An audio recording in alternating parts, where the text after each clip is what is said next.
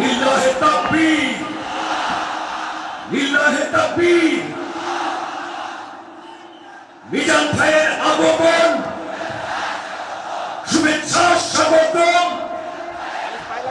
মিজান ভাইয়ের আগমন, লিল্লাহে তাকবীর, লিল্লাহে তাকবীর। সম্মানিত হাজিরিন, আপনারা ভালো আছেন সবাই? শীতে কষ্ট হচ্ছে না? মাশাআল্লাহ। 3 দিন ব্যাপী তাফসিরুল কোরআনের প্রোগ্রামের সমাপনী রজনী আজকে। আমি খুব লম্বা সময় নিব না, এটা তো আমার বিভাগীয় প্রোগ্রাম। খুলনা বিভাগের প্রোগ্রাম পেয়ে গেছে যশোর। মাশাআল্লাহ, 9টা প্যান্ডেল আছে, এখানে ধাক্কাধাক্কির কোনো মানে হয় না। তোমরা ধাক্কাধাক্কি করবা, এই জন্য প্যান্ডেল করা হয় নাই 9টা। বসো, কোনো কথা নাই। অনেক আলোচনা হয়েছে 3 দিন ব্যাপী। দেশ বরেণ্য, প্রথিতযশা ওলামায়ে হযরতের মুখে আপনারা অসংখ্য কথা শুনেছেন। আমলের জন্য এগুলোই যথেষ্ট, নতুন করে আমার বলার কিছুর দরকার নাই। নতুন করে উপস্থাপনের মতো বলার মতো আমার কাছে কিছু নাইও। যা বলার 1500 বছর আগে আল্লাহ তাআলা উম্মাকে বলে দিয়েছেন, ঠিক কিনা? এমন কিতাব দান করেছে যে কিতাবে ভুল নাই, যতই পড়ি ততই শেখা যায়। বিয়ন্ডলেস, বাউন্ডলেস, বটমলেস, কুল কিনারা নাই, কুল কিনারা বিহীন সাগর। পড়েন সুবহানাল্লাহ। আসুন এখানে আসার বসার এই প্রোগ্রামে অংশগ্রহণ করার উদ্দেশ্যকে, নিয়াতকে আমরা খালেস করে নেই। আজকে আমরা যা শুনবো শিখবো আমলের নিয়তে শুনবো, ঠিক কিনা বলেন? শেষ পর্যন্ত নীরবতা বজায় রাখবো। আমি উঠবো, আপনারা উঠবেন। এর আগে ওঠা যাবে না। স্কেডিউলে একটু চেঞ্জ এসেছে, এশার সালাত হয়নি। আমার আলোচনার পরপরই আজান হবে। এশার সালাতে আমরা জামাতে অংশগ্রহণ করে একসাথে বিদায় নেব ইনশাল্লাহ। বলেন, যে টপিকটি নিয়ে আমি আপনাদের সামনে আজকে কথা বলতে চাই, টপিকটি অনেক গুরুত্বপূর্ণ। টপিকটি হচ্ছে হিউম্যান রিসোর্স ডেভেলপমেন্ট, মানব সম্পদ উন্নয়ন। কারণ আল্লাহ তাআলা আমাদের যা দেখ আর না দেখ এটা দিছে। মানুষ আর মানুষ, 18 কোটি মানুষ, ঠিক কিনা? এই 18 কোটির জনসংখ্যার দেশে বসবাস করে আমরা খুশি না বেজার? খুশি হইতে হবে, বেজার হইেন না। জাপানের খবর জানেন? তাদের গ্রোথ রেট নিচের দিকে, উল্টো। জনসংখ্যা নাই, বাচ্চা নিলে, সন্তান নিলে গভর্নমেন্ট তাদের টাকা দেয়। আমাদেরকে আল্লাহ তাআলা দয়া করে মায়া করে এই সম্পদটা দিয়েছেন। এই মানব সম্পদকে যেন আমরা কাজে লাগাই ইনশাআল্লাহ। পড়েন সবাই। হিউম্যান রিসোর্স ডেভেলপমেন্ট অনেক জনগুরুত্বপূর্ণ বিষয়, খুব সেনসিটিভ বিষয়। বুঝতে হবে যশোরের স্মার্ট ছেলেরা, এই যে আমি যাদেরকে দেখতে পাচ্ছি, all are the Gen Z of Jessore. Gen Z, ওরা স্মার্ট, ওরা ইশারা ইঙ্গিতে কাজ করে। এই যে পুরো গদি উল্টায় দিছে, ঠিক কিনা? 24-এর ছাত্র নাগরিক অভ্যুত্থান আমাদের দেখিয়ে দিচ্ছে কিভাবে চোখের ইশারায় গদি উল্টে দিতে হয়। তো জেনজিদের নিয়ে বসেছে, ওরা তো স্মার্ট, ওরা ডিস্টার্ব করবে না। মেহরবানি করে আমার সাথে কানেক্ট করো, 1 to 1, brain to brain, eye to eye, eye contact করো আমার সাথে। তাকাও, কষ্ট হলো আমার দিকে তাকাও, আওয়াজ করা যাবে না, আমার দিকে তাকাও। প্রিয় ভাইয়েরা, হিউম্যান রিসোর্স ডেভেলপমেন্টের ব্যাপারে কিছু কথা বলবো। এই যে আমাদের বিশাল জনসংখ্যা, এই জনসংখ্যাকে কি করে জনসম্পদে রূপান্তরিত করা যায় এ ব্যাপারে কথা বলবো। আমি সূরাতু বনী ইসরাইলের 70 নম্বর আয়াত তেলাওয়াত করেছি। এই আয়াতের আলোকে কিছু কথা আমি আপনাদের সামনে বলবো। আল্লাহ তাআলা ইরশাদ করছেন, ওয়ালাকাদ কাররামনা বনী আদম ওয়া হামালনাহুম ফিল বাররি ওয়াল বাহরি ওয়া রাযাকনাহুম মিনাত তাইয়্যিবাত ওয়া ফাদ্দালনাহুম আলা কাসীরিম মিম্মান খালাকনা তাফদীলা। পড়েন আল্লাহু আকবার। রব্বুল আলামিন বলেন, ওয়ালাকাদ কাররামনা বনী আদম, আমি বনী আদমকে সম্মানিত করেছি, বনী আদমকে মর্যাদা দিয়েছি। ওয়া হামালনাহুম ফিল বাররি ওয়াল বাহর, বনী আদমকে জলে স্থলে, স্থলে এবং সমুদ্রে চলাচলের বাহন দিয়েছি। ওয়া রাযাকনাহুম মিনাত তাইয়্যিবাত, তাদেরকে পবিত্র রিজিকের বন্দোবস্ত করেছি। ওয়া ফাদ্দালনাহুম আলা কাসীরিম মিম্মান খালাকনা তাফদীলা, আর আমি আল্লাহ যাদেরকে সৃষ্টি করেছি তাদের মধ্য থেকে বনী আদমকে আমি শ্রেষ্ঠ বানিয়েছি। আমরা শ্রেষ্ঠ, আমরা আশরাফুল মাখলুকাত। আমরা কি? এই যে এমনি চিল্লাচিল্লি করে, জিজ্ঞেস করলে বলে না। আমরা আশরাফুল মাখলুকাত। আমরা কি? শ্রেষ্ঠ, সবার চেয়ে সেরা। আমাদের মতো করে আল্লাহ কাউকে বানায় নাই। দুই পায়ে ভর করে শির দ্বারা এরকম স্ট্যান্ড রেখে মাথা উঁচু করে দাঁড়াতে পারে এরকম কোন প্রাণী পৃথিবীতে আছে? এজন্য আল্লাহ বলেন ওয়ালাকাদ কাররামনা বানি আদম, আমি বনি আদমকে সম্মানিত করেছি, তাদেরকে আমি মর্যাদা দিয়েছি। তাদেরকে আমি যত মর্যাদা দিয়েছি আমার কোন সৃষ্টিকে এত মর্যাদা দেই নাই। পড়েন সুবহানাল্লাহ। I have dignified the status of the sons of Adam. আদমের সব সন্তানের মর্যাদা আমি বাড়িয়েছি। আল্লাহ এখানে বলেননি ওয়ালাকাদ কাররামনাল মুমিনিন, আমি মুমিনের মর্যাদা বাড়িয়েছি, বলেছেন? আল্লাহ এখানে বলেন নাই ওয়ালাকাদ কাররামনাল মুসলিমিন, আমি মুসলিমের মর্যাদা বাড়িয়েছি। আল্লাহ বলেছেন ওয়ালাকাদ কাররামনা বানি আদম, আমি বনি আদমের সম্মান বাড়িয়েছি। হোক সে মুমিন কিংবা কাফের, মুসলিম কিংবা মুশরিক, আস্তিক কিংবা নাস্তিক, আরব কিংবা অনারব, যেই হোক না কেন আদম সন্তান সবগুলার মর্যাদা বাড়ায় দিয়েছে কে? সবার মর্যাদা আল্লাহ বাড়িয়েছে। মানুষ হিসেবে মর্যাদা। বিশ্বনবী সাল্লাল্লাহু আলাইহি ওয়াসাল্লাম ইহুদির লাশ দেখে দাঁড়িয়ে গেলেন। কার লাশ? আমার যশোরের ভাইয়েরা আওয়াজ করে বলুন, কার লাশ? ইহুদির লাশ দেখে দাঁড়ায় গেলেন। সাহাবারা বললেন ইয়া রাসূলুল্লাহ, আপনি দাঁড়ালেন যে, এটা তো ইহুদির লাশ। বিশ্বনবী বললেন আওয়ালাইসাত নাফসান, এটা কি মানুষ নয়? এটা হোক ইহুদি হোক খ্রিস্টান, এটা তো মানুষ। আমি মানুষ দেখে দাঁড়িয়েছি। আই স্যালিউট দ্য হিউম্যানিটি, আমি মানবতাকে সম্মান করেছি। পড়েন সুবহানাল্লাহ।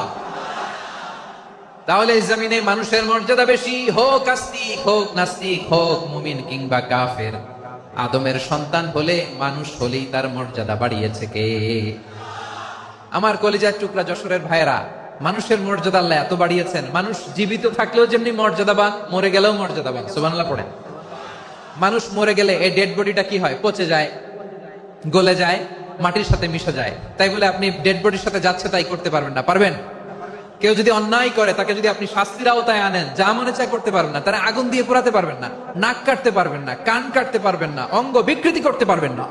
কারণ মানব জাতির মর্যাদা স্বয়ং দিয়েছে কে? ডেড বডি পচে যাবে, গলে যাবে। তারপরে ইসলাম বলে না, খবরদার, এই মরা লাশটার একটা মর্যাদা আছে না নাই? ইসলাম বলে এই লাশটা গলে যাবে, পচে যাবে, কিন্তু এটার অমর্যাদা করো না। কর্পূর দিয়ে, খেজুর পাতা দিয়ে, এটাকে ওয়ার্ম ওয়াটার দিয়ে, গরম পানি দিয়ে ধৌত করো। সাদা শুভ্র ধবধবে কাপড় দিয়ে লাশটাকে তুমি কাভার করো। তারপরে খাটিয়ার মধ্যে লাশটাকে রেখে বিশাল একটা প্রোগ্রাম করো, একটা ফিউনারাল প্রোগ্রাম করো। ওই প্রোগ্রামের ডানে বায়ে পেছনে লাশটারে রাখলে হবে না, প্রোগ্রামের একেবারে সামনটাতে তুমি লাশটাকে রাখো। সুবহানাল্লাহ। একটা ফিউনারাল প্রোগ্রাম করতে হবে, তাকে শেষ বিদায় জানাতে হবে, যেটাকে আমরা জানাজা বলি। কি বলি? জানাজা মানে মাইয়েতের জন্য দোয়া, তার জন্য দোয়া করা হয়। তাকে একটা সিস্টেমেটিক অর্ডারে কবরে রাখা হয়, সুন্দরভাবে সেটাকে কবরস্থ করা হয়, মাটি দেয়া হয়, পানি দেয়া হয়। তার মানে মরে গেলেও মানুষের সম্মান বাড়ায় দিয়েছে কে? এজন্য আল্লাহ বললেন ওয়ালাকাদ কাররামনা বানি আদম, বনি আদমের সম্মান মর্যাদা আমি আল্লাহ বাড়িয়ে দিয়েছি। মানুষের সম্মানে তুমি কখনো আঘাত করো না, ঠিক কি না? তাহলে ভাই, প্রথম মেসেজ হচ্ছে the first and foremost message tonight to the people of Jasor. আল্লাহ বলেন I have dignified the status of son of Adam. আমি বনি আদম সবার মর্যাদা বাড়িয়ে দিয়েছি। হোক আস্তিক নাস্তিক, হোক কাফের কিংবা মুশরিক, তার মর্যাদা বাড়াই দিছে কে? যখন বন্যা হয়, আমরা ত্রাণ নিয়ে যাই, আমরা শুধু মুসলমানদেরকে ত্রাণ দেই নাকি? হ্যাঁ, আমরা মুসলমানকেও দেই, অমুসলমানকেও দেই, হিন্দুকেও দেই, বৌদ্ধকেও দেই। যেখানেই মানবতা বিপন্ন সেখানে ইসলামের হেল্পিং হ্যান্ড আছে না নাই? সুবহানাল্লাহ। কি দিন আমরা পেয়েছি, কি বিধান আমরা পেয়েছি। ওয়ালাকাদ কাররামনা বানি আদম, আমি বনি আদমকে সম্মানিত করেছি। এরপর আল্লাহ বললেন ওয়া হামালনাহুম ফিল বাররি ওয়াল বাহর, মানুষকে স্থলে এবং সমুদ্রে চলাচলের বাহন আমি দিয়েছি। স্থলে কিভাবে চলবে, জলে কিভাবে চলবে, এই বাহনের ব্যবস্থা করেছে কে? এই জেনজি, এই সামড়া, ইরাম করতেছো কিসের জন্য? হ্যাঁ, ইরাম করলে চলবি? হ্যাঁ, বসো বস বস বস। আওয়াজ করতেছো কেন? দিবানা কথা বলতে, দিবানা আমাকে? তো এইটা বুঝি তোমাদের ভালোবাসার নমুনা? তোমাদের ভালোবাসার কারণে যদি আমি কোথাও দাঁড়াতেই না পারি, কোথাও বসতে না পারি, কোথাও দুটা কথা বলতে না পারি, এই ভালোবাসা দিয়ে কি হবে আমার? বরং ঘামতে ঘামতে ঘর্মাক্ত হব, রক্তাক্ত হব, কিন্তু সেন্ট্রালি যে ইনস্ট্রাকশন আসবে সেই ইনস্ট্রাকশনের এক চুল আমরা ডানে বায়ে যাব না। এইটা গণজাগরণের জন্য এইটা দরকার, ইসলামী বিপ্লবের জন্য এইটা দরকার। তো আধা ঘন্টা ধরে যদি তোমাদেরকে থামানোই না যায়, এই লস্কর দিয়ে আমি কি করব?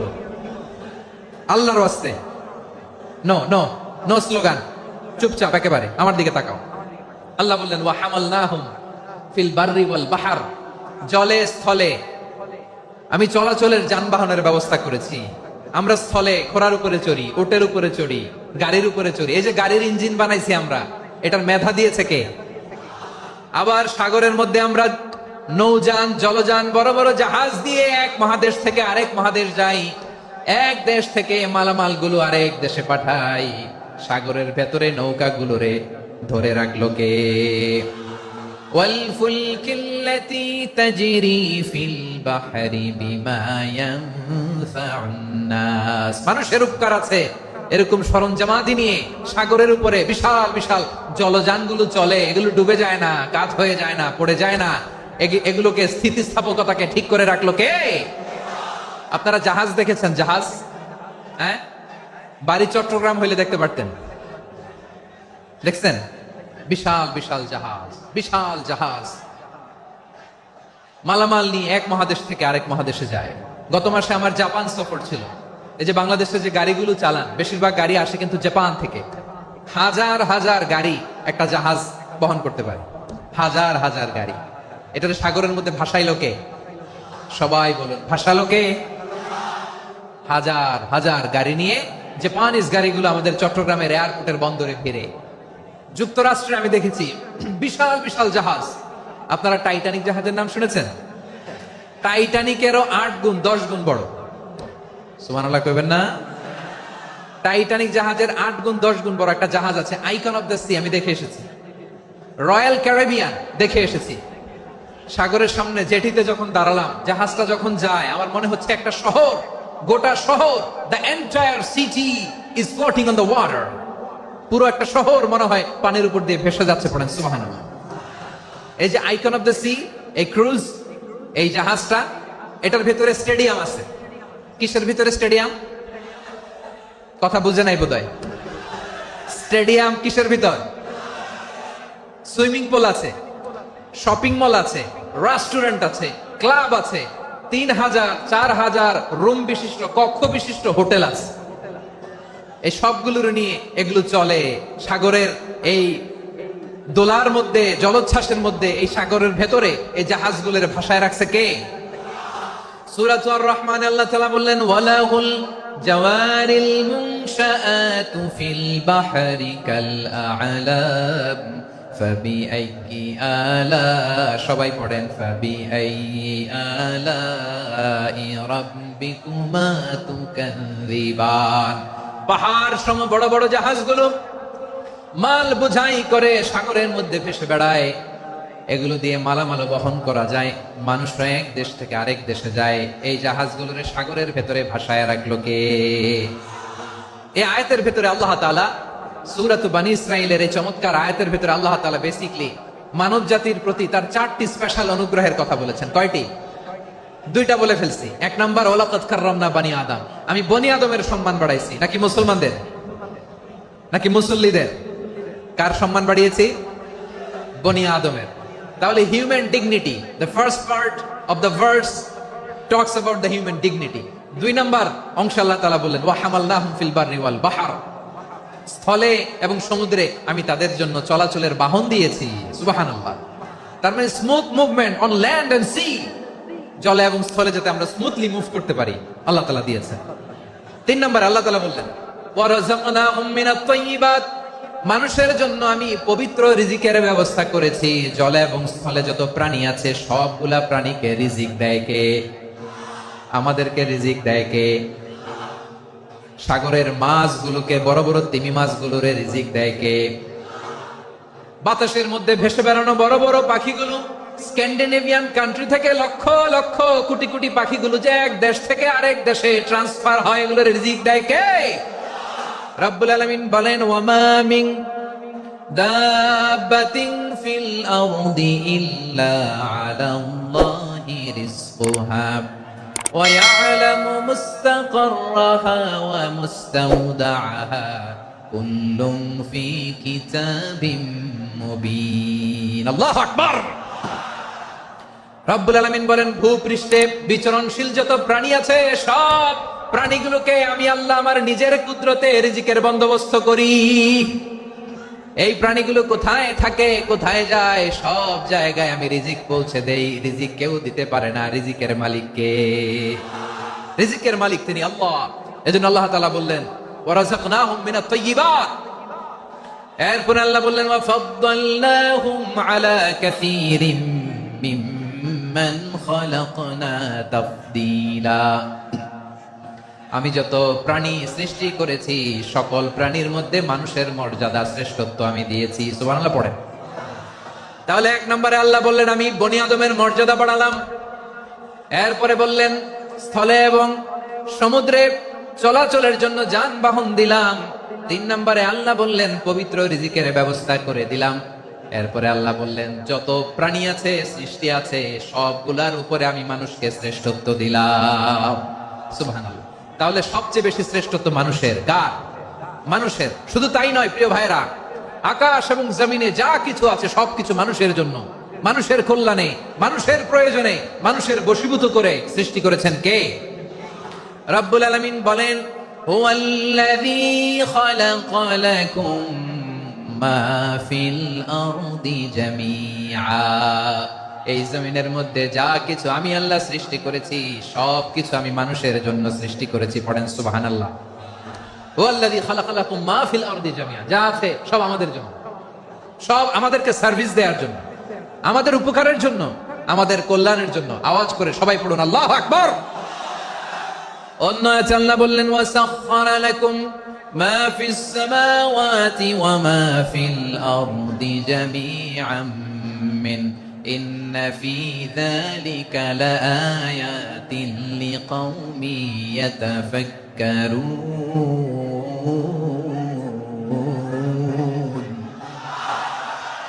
প্রথমে আয়াতে আল্লাহ বললেন জমিনে যা আছে সব তোমাদের কল্যাণে আমি সৃষ্টি করলাম।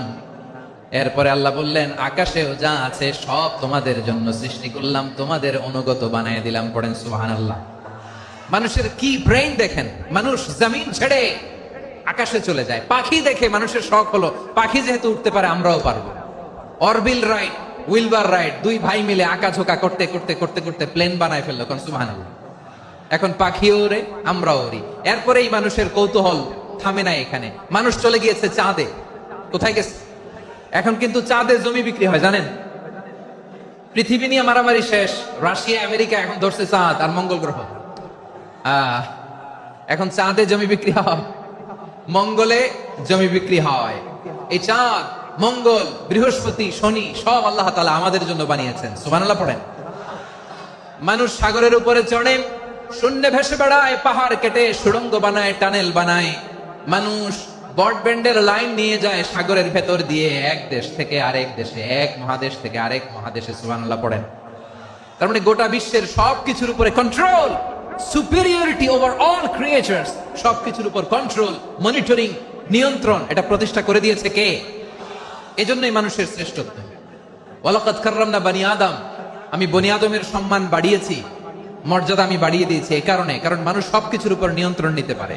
মানুষকে নিয়ে এই কোরআনের সব আলোচনা, মানুষকে নিয়ে এই কোরআনের সব। তাই কোরআনের কেন্দ্রীয় আলোচ্য বিষয় হচ্ছে মানুষ। কোরআনের কেন্দ্রীয় আলোচ্য বিষয় কি? যশোরের ভাইয়েরা বুঝে থাকলে সবাই বলবেন কোরআনের কেন্দ্রীয় আলোচ্য বিষয় কি? এই যে আমি মূল আলোচনায় যাচ্ছি এখন। কেন মানুষ কোরআনের কেন্দ্রীয় আলোচ্য বিষয়? এই যে ভাইয়েরা, এই যে হাত জোর করে, এই যে Jessore Gen Z, the smart people of Jessore, হাত জোর করে বলতেছে, হাত জোর করে তোদের কাছে আল্লাহর দোহাই লাগে, স্টপ স্টপ। শুরুতে একবার বলেছে জায়গা না হলে আস্তে আস্তে ধাক্কা দিবা, সামনে না পিছনে, দিয়ে দিয়ে বেরোয় চলে যাও। এলইডিতে দেখো, এই যে আল্লাহর ওয়াস্তে জায়গা না হলে ওদিকে যাও। কোরআনের মাহফিলে বিশৃঙ্খলা, এটা কাফিরদের আলামত। কাফিররা শীষ দিত, শীষ। বিশ্বনবী কোরআনের তাফসীর করলে কাফিররা শীষ দিত আর ক্ল্যাপিং করতো, হুইসেল এন্ড ক্ল্যাপিং। তো আমরা কি এখানে বিশৃঙ্খলা করতে আসছি? তো বারবার থামানো লাগে কেন? কোনো আওয়াজ হবে না, বললাম তো স্টপ। আওয়াজ করে বলুন, কোরআনের কেন্দ্রীয় আলোচ্য বিষয় কি? সবাই বলেননি। এতগুলো মানুষ উত্তর দিলে এতটুকু আওয়াজ হয়, অন্তত আমি বিশ্বাস করি না। যশোর, আওয়াজ করে বলো, কোরআনের কেন্দ্রীয় আলোচ্য বিষয় কি? মানুষ। এই মানুষ কোরআনের কেন্দ্রীয় আলোচ্য বিষয়। মানুষকে আল্লাহ স্বাধীনতা দিয়েছেন। ফামান শাআ ফালিউমিন ওয়া মান শাআ ফালিয়াকফুর। চাইলে মুমিন হতে পারো, চাইলে কাফের হতে পারো, তোমার ইচ্ছা। তবে জেনে রাখো, মুমিন হলে পাবা জান্নাত, কাফির হলে পাবা জাহান্নাম। নাও দ্য ডিসিশন ইজ ইয়ার্স। সিদ্ধান্ত তোমার, জান্নাতে যাবা না জাহান্নামে যাবা। যশোরের ভাইয়ের আওয়াজ করে বলুন, কই যেতে চান, জান্নাতে না জাহান্নামে? ডান দিকে না বাম দিকে? ডানপন্থী না বামপন্থী? চিল্লা চিল্লি না চুপচাপ? চুপচাপ কয়ে আবার চিল্লাচিল্লি শুরু করেছে। মাশাআল্লাহ। তাহলে কোরআনের কেন্দ্রীয় আলোচ্য বিষয় মানুষ। আমার সাথে থাকতে হবে, তোমাদেরকে নিয়ে আমি আলোচনা শেষ পর্যন্ত যাব। অনেক গুরুত্বপূর্ণ কথা বাকি আছে, আমাকে সহযোগিতা করতে হবে। মাশাআল্লাহ, এই তো ঠান্ডা হয়েছে। হ্যাঁ, ঠিক আছে ঠিক আছে ঠিক আছে। মানুষকে আল্লাহ এত স্বাধীনতা দিয়েছেন, মানুষ চাইলে অনেক ভালো হইতে পারে। ভালোর রাস্তাও খোলা, খারাপ হওয়ার রাস্তাও খোলা। ভালো হইলে মানুষ অনেক ভালো, খারাপ হইলে অনেক খারাপ। ভালো হইলে সবচেয়ে ভালো, খারাপ হইলে সবচেয়ে খারাপ। এজন্য সিদ্ধান্ত আপনাকে নিতে হবে। আল্লাহ তাআলা বলছেন, লাকাদ খালাকনাল ইনসানা ফি আহসানি তাকওয়িম সুম্মা রাদাদনাহু আসফালা সাফিলিন। আমি মানুষকে অনেক সুন্দর অবয়বে, সুন্দর আকৃতিতে সৃষ্টি করেছি। তার শুধু চেহারার ডিজাইনটাই সুন্দর নয়, তার ব্রেনটা বড্ড সুন্দর, তার মানসিকতা বড্ড সুন্দর, তার সৃজনশীলতা বড্ড সুন্দর। পড়েন সুবহানাল্লাহ। আমাদের চেহারা, অবয়ব, ডিজাইন যে সুন্দর তা না, আমাদের ব্রেনটা অনেক সফিস্টিকেটেড ব্রেন, অনেক সফিস্টিকেটেড। এই 1.5 কেজি ব্রেন ইউজ করে মানুষ গোটা বিশ্বে সভ্যতা বিনির্মাণ করেছে, ঠিক কিনা? এই ব্রেন আল্লাহ তাআলা আমাকে দিয়েছে। এটারে কাজে লাগালে, আপনার 6 সেন্স কাজে লাগালে আপনি অনন্য মানুষ হয়ে উঠবেন, মহামানবে রূপান্তরিত হবেন। মানুষ হতে পারে, চাইলেই মহামানব হতে পারে। আবার যদি মানুষ চায় খারাপও হতে পারে। আল্লাহ বললেন শুধু ভালোই না, ভালো হতে চাইলে অনেক ভালো তুমি হতে পারো, আবার খারাপ হতে চাইলে অনেক খারাপ তুমি হতে পারো। সুম্মা রাদাদনাহু আসফালা সাফিলিন। খারাপ হলে একেবারে খারাপ হতে পারো, নিকৃষ্ট হলে একেবারে নিকৃষ্ট হতে পারো, ভালো হলেও ভালো হতে পারো। কোন সুবহানাল্লাহ। এবার আওয়াজ করে বলুন, ভালো হতে চাই না খারাপ? শ্রেষ্ঠ না নিকৃষ্ট? মানুষ ভালো হলে মানুষ ফেরেশতার চেয়েও ভালো, মানুষ খারাপ হলে সে পশুর চেয়েও খারাপ। কথা ঠিক কিনা বলেন? ভালো হলে ফেরেশতার চেয়েও ভালো, খারাপ হলে পশুর চেয়েও নিকৃষ্ট। তার মানে শ্রেষ্ঠত্বে মানুষ, শ্রেষ্ঠত্বে ফেরেশতাকে হার মানায়, আর অধপতনে শ্রেষ্ঠত্বে ফেরেশতাকে ছাড়িয়ে যায়, আর অধপতনে পশুকেও হার মানায়। আই রিপিট, আমি আবারও বলছি, মানুষ শ্রেষ্ঠত্বে ফেরেশতাকে ছাড়িয়ে যায়, আর অধপতনে সে পশুকেও হার মানায়। আওয়াজ করে বলতে হবে, ঠিক কিনা? এটার প্রমাণ কি? মানুষ শ্রেষ্ঠ হইলে যে ফেরেশতার চেয়েও সেরা, তার প্রমাণ কি? আল্লাহ তাআলা বলছেন, ওয়া ইয কুলনা লিল মালাইকাতি ইসজুদু লিআদম ফাসাজাদু ইল্লা ইবলিস আবা ওয়াস্তাকবারা ওয়া কানা মিনাল কাফিরিন। আল্লাহ বলেন, স্মরণ করো সে সময়ের কথা যখন আমি ফেরেশতাদেরকে বললাম, ও ফেরেশতারা আদমকে সেজদা দাও। সব ফেরেশতারা সম্মান সূচক সেজদা আদমকে দিল।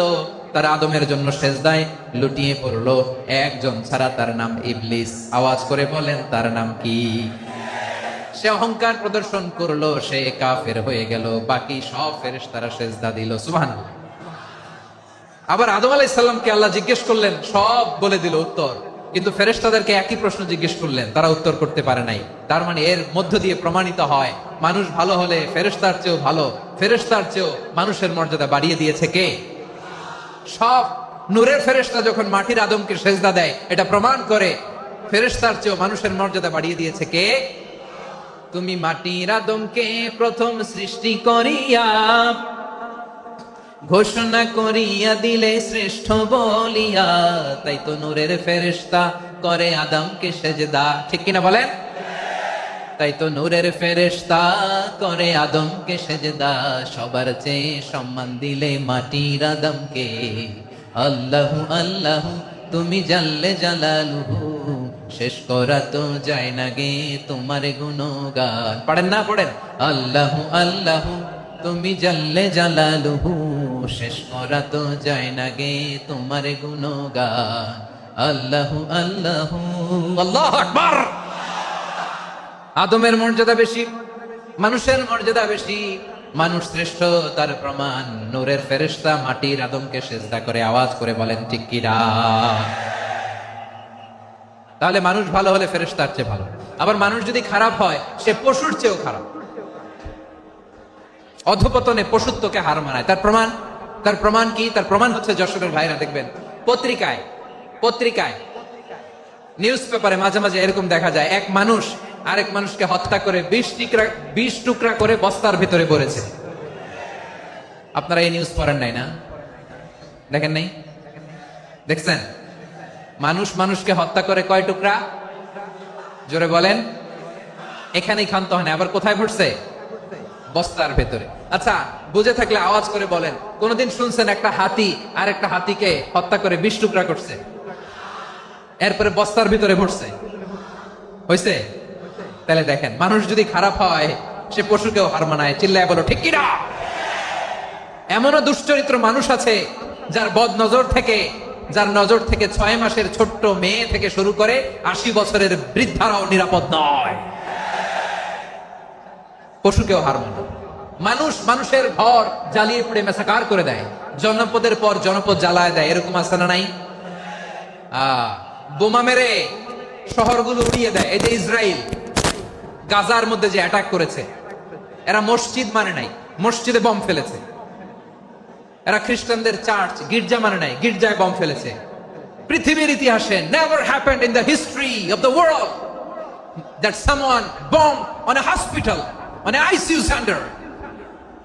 এমন হাসপাতাল যেখানে আইসিইউ রোগীরা আছে, ওই হাসপাতালের উপরও ইসরায়েলি সৈনিকেরা বোমা মেরেছে। জোরে বলেন ঠিক কিনা? এরা মানুষ?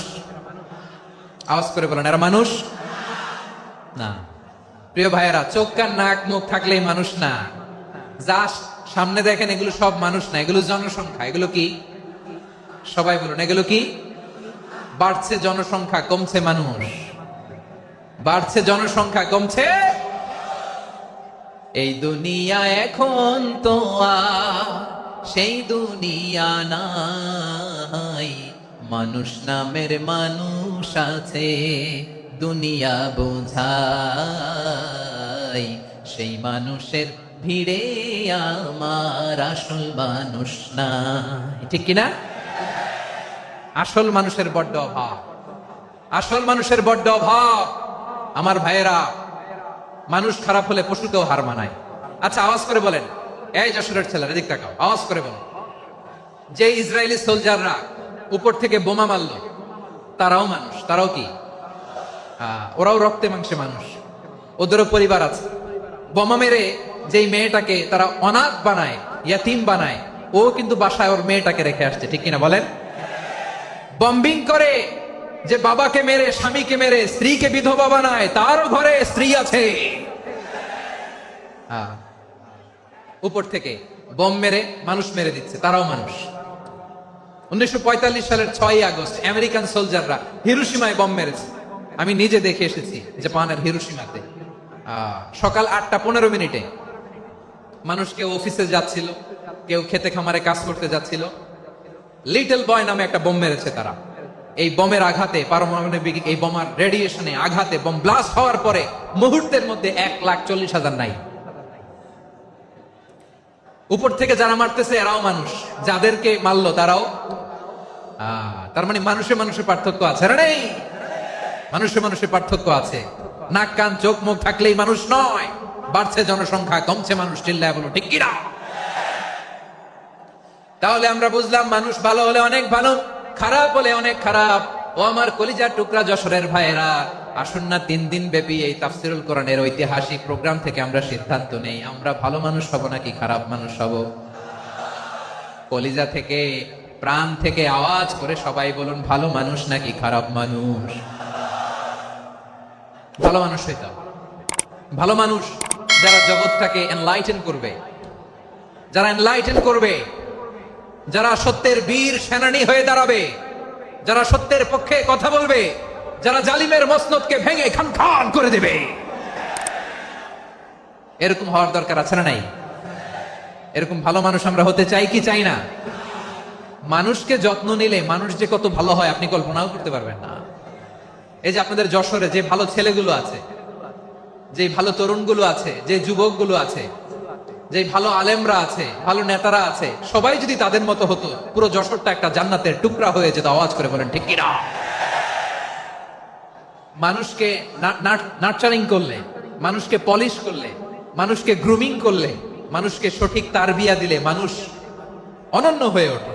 প্রতিটি মানুষ অনন্য। আমি অনন্য, আপনি অনন্য, আমরা সবাই অনন্য। সুবহানাল্লাহ বলেন। মানুষকে আল্লাহ তাআলা দিয়েছেন অসীম ক্ষমতা, অসীম ক্ষমতা। সুবহানাল্লাহ। একটা মানুষ পারে না এমন কিছু নাই, একটা মানুষ পারে না এমন কিছু নাই। বিশ্বাস করতে হবে, মানুষ যা কল্পনা করতে পারে ওইটা মানুষ করে দেখাতে পারে। যশোরের ভাইয়ের, আই রিপিট, আমি আবারও বলছি, এই চিল্লাচিল্লি করলে আমার এই গুরুত্বপূর্ণ কথা তোমরা মিস করবা। আমরা যখন আমার পিতার পৃষ্ঠদেশে ছিলাম, পিতার পৃষ্ঠদেশ থেকে শুক্রাণু যখন মায়ের গর্ভদেশে যেয়ে পড়ে, কতটা শুক্রাণু ভ্রমণ শুরু করে জানো? 20 কোটি শুক্রাণু। একবার সিমেন আউট হলে সেখানে 20 কোটি শুক্রাণু থাকে, ভ্রমণ শুরু করে। ওই 20 কোটি শুক্রাণুর মধ্য থেকে তুমি আমি আজকে এক বিকশিত শুক্রাণু মানব রূপে পৃথিবীতে এসেছি। সুবহানাল্লাহ। ওই 20 কোটি শুক্রাণুর প্রতিযোগিতায় সবাই পেছনে ফেলে সেদিন আমি সফল হয়েছিলাম, সেদিন আমি বিজয়ী হয়েছিলাম। সেদিন আমি এত ছোট ছিলাম, মাইক্রোস্কোপ দিয়েও আমার অস্তিত্ব টের পাওয়া যায় না। আমি এত তুচ্ছ ছিলাম, নগণ্য ছিলাম। আমার কান ছিল না, আমার চোখ ছিল না, আমার হাত ছিল না, আমার জন্য রিকমেন্ডেশন করার মতো মামু ছিল না, খালা ছিল না, কেউ ছিল না। তারপরেও ওই প্রতিযোগিতায়, ওই কম্পিটিশনে যখন আমারে কেউ হারাতে পারে নাই, আল্লাহর জমিনেও আমারে কেউ হারাতে পারে না। হারার জন্য তোমার জন্মই হয় নাই, তুমি আসছো জিতার জন্য। সুবহানাল্লাহ।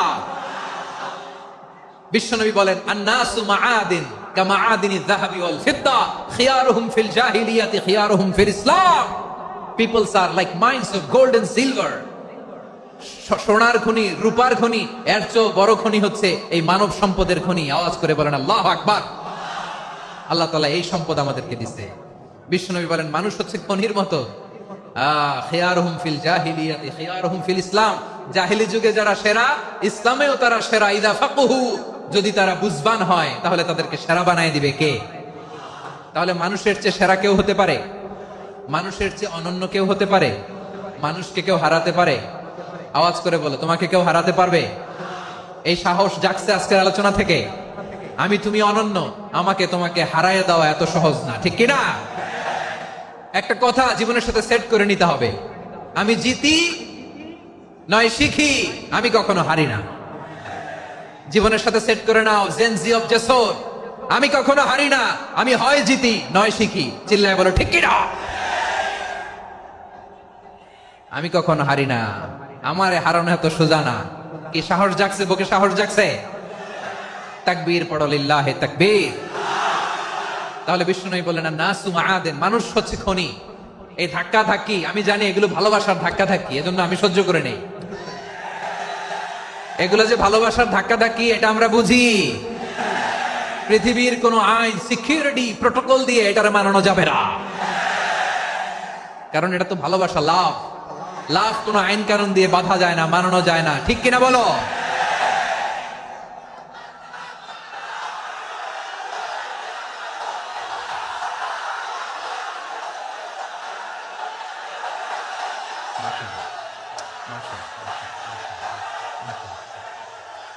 ঠিক আছে, বসুন বসুন বসুন।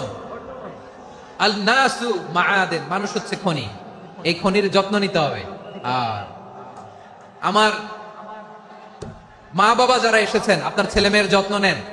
আপনার ছেলের মধ্যে যে কি পটেনশিয়াল আপনি জানেন না। আপনার এই ছোট্ট অবুজ ছেলেটাই আগামী দিনের শায়েখ আহমদুল্লাহ হবে। আপনার হেফজখানায় পড়া ওই ছোট্ট ছেলেটাই আগামী দিনের আল্লামা মামুনুল হক হবে। আপনার ওই ছেলেটা আমির হামজা হবে। আব্দুল হাই সাইফুল্লাহ হবে, এভাবে বড় বড় আলেম হবে, তারা যুগশ্রেষ্ঠ আলেম হবে। সেই একদিন এই বাংলাদেশের পার্লামেন্টে যে বক্তব্য দিয়ে যশোরের পক্ষে কথা বলবে। আপনি জানেন না, কাউকে ছোট করবেন না, আপনি ওর কনফিডেন্স আপনি কমাবেন না, আপনি কমাতে পারেন না। প্যান্ডেলে আমার যে মা বোনেরা আছেন, ছেলে মেয়েদেরকে কখনো ছোট করে কথা বলবেন না। ও যে কোথায় যাবে আপনি জানেন না, আপনি মা হয়ে তাকে সাহস দিবেন, তার কল্পনার জগৎটাকে সাজাতে তাকে উৎসাহিত করবেন, ঠিক কিনা বলেন? আর আমার প্যান্ডেলের আমার প্রিয় শ্রদ্ধাশীলা মায়েরা বোনেরা, আপনারা তো আরো দামি সম্পদ। বিশ্বনবী বলেন, আর দুনিয়া কুল্লুহা মাতা। আল্লাহ আল্লাহ আল্লাহ, বিশ্বনবীর কথার ওজন দেখেন। আর দুনিয়া কুল্লুহা মাতা ওয়া খায়রু মাতা'আদ দুনিয়াল মারআতুস সালিহা। বিশ্বনবী বলেন, দুনিয়ায় যা দেখো সব আল্লাহর দেওয়া অ্যাসেট, মানে সম্পদ। আর এত অ্যাসেটের ভিড়ে সবচাইতে শ্রেষ্ঠ সম্পদ হচ্ছে নেককার নারী। সুবহানাল্লাহ। ভাইয়েরা বোনের সাথে খারাপ আচরণ করো না, সন্তান মায়ের সাথে খারাপ আচরণ করো না। আমাদের মায়েরা আমাদের asset, they are our priceless asset. কারণ এই মায়েদের পেটে এসেছে আল্লাহর ওলিরা, এই মায়েদের পেটে এসেছে খান জাহান আলী, এই মায়ের পেটে এসেছে শাহজালাল ইয়ামানি, এই মায়ের পেটে এসেছে আল্লাহর সব নবীরা। নাকি নবীরা আকাশ থেকে ধপ করে জমিনে নেমে আসছে? মায়ের পেটে আসছে। এই মায়ের পেটগুলো খনি।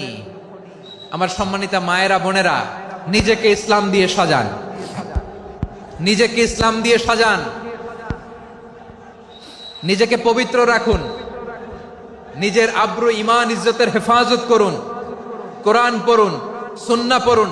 আপনি জানেন না আপনার গর্ভে কে আসছে, কোন ক্ষণজন্মা পুরুষকে আল্লাহ তাআলা আপনার গর্ভে পাঠাবে, আপনি জানেন না। মায়েরা নিজেদেরকে পবিত্র রাখুন, ইসলাম চর্চা করুন, কোরআন চর্চা করুন, নৈতিকতা দিয়ে নিজেকে সাজান। যশোরের জেনজি, নিজেদেরকে প্রস্তুত রাখো আগামীর বাংলাদেশের জন্য। নৈতিকতা, মোরালিটি, ভ্যালিউজ দিয়ে নিজেকে সাজাও, ইসলাম দিয়ে নিজেকে সাজাও। কারণ আগামীর বাংলাদেশ ইসলামের বাংলাদেশ। বাংলাদেশের আসল পরিচয় ইসলাম। বাংলাদেশের আসল পরিচয় কি? সবাই বলে না। বাংলাদেশের আসল পরিচয় কি? এই ইসলাম নিয়ে আমরা সংসদ ভবন সাজাবো, রাজি আছি না নাই? শেকড় ভুলে যাওয়া যাবে না। আমরা ধাপে ধাপে শারিয়া আইনের দিকে যাব ইনশাআল্লাহ, কিন্তু জঙ্গিবাদ দিয়ে নয়, কট্টর পন্থা দিয়ে নয়। আমরা ইন্টেলেকচুয়ালি, গ্রাজুয়ালি, ধাপে ধাপে শারিয়া আইনের দিকে মুভ করবো ইনশাআল্লাহ। বলো লিল্লাহি তাকবীর। এদেশের আসল পরিচয় সবাই বলে না, আওয়াজ করে, এদেশের আসল পরিচয়। এদেশে আজান শুনে সূর্য ওঠে শহর গ্রামে, এদেশে আজান শুনে সূর্য ডুবে সন্ধ্যা নামে, এদেশে সকল কাজে সবাই বলে বিসমিল্লাহ, এদেশে ভালো কিছু দেখে শুনে হাসি মুখে সবাই বলে মাশা আল্লাহ। সুবহানাল্লাহ সুবহানাল্লাহ সুবহানাল্লাহ সুবহানাল্লাহ সুবহানাল্লাহ সুবহানাল্লাহ সুবহানাল্লাহ সুবহানাল্লাহ। ও নবীন তরুণ, তোমার কিসের এত ভয়? জেনে রেখো বাংলাদেশের আসল পরিচয়। বাংলাদেশের আসল পরিচয় ইসলাম। আওয়াজ তুলে বলো, আসল পরিচয় কি? এদেশে পরস্পরে দেখা হলে দেয় সালাম, এদেশে আমজনতার হৃদয় জুড়ে পাক্কালাম, ঠিক কি না? এদেশে বিপদ এলে সর্বজনে সর্বক্ষণে দোয়া পড়ে ইন্না লিল্লাহ সুবহানাল্লাহ সুবহানাল্লাহ সুবহানাল্লাহ সুবহানাল্লাহ। এদেশে আজান শুনে সূর্য ওঠে শহর গ্রামে, এদেশে আজান শুনে সূর্য ডুবে সন্ধ্যা নামে, এদেশে সকল কাজে সবাই বলে বিসমিল্লাহ, এদেশে ভালো কিছু দেখে শুনে হাসি মুখে সবাই বলে মাশা আল্লাহ। সুবহানাল্লাহ, আওয়াজ করে সুবহানাল্লাহ সুবহানাল্লাহ সুবহানাল্লাহ সুবহানাল্লাহ। সবাই একসাথে সুবহানাল্লাহ সুবহানাল্লাহ সুবহানাল্লাহ সুবহানাল্লাহ। এদেশের আসল পরিচয় কি? আওয়াজ করে বলতে ভয় লাগে। এদেশের আসল পরিচয় কি? ইসলাম দিয়ে আমাদের সংসদ ভবন চলুক, আমরা চাই কি চাই না? বঙ্গভবনে লা ইলাহা ইল্লাল্লাহর পতাকা উড়ুক, আমরা চাই কি চাই না? প্রতিটি জেলা অফিসে, ডিসি অফিসে লা ইলাহার পতাকা ঝুলুক, আমরা চাই কি চাই না? কারা কারা চাই হাত তুলে আল্লাহরে দেখায়।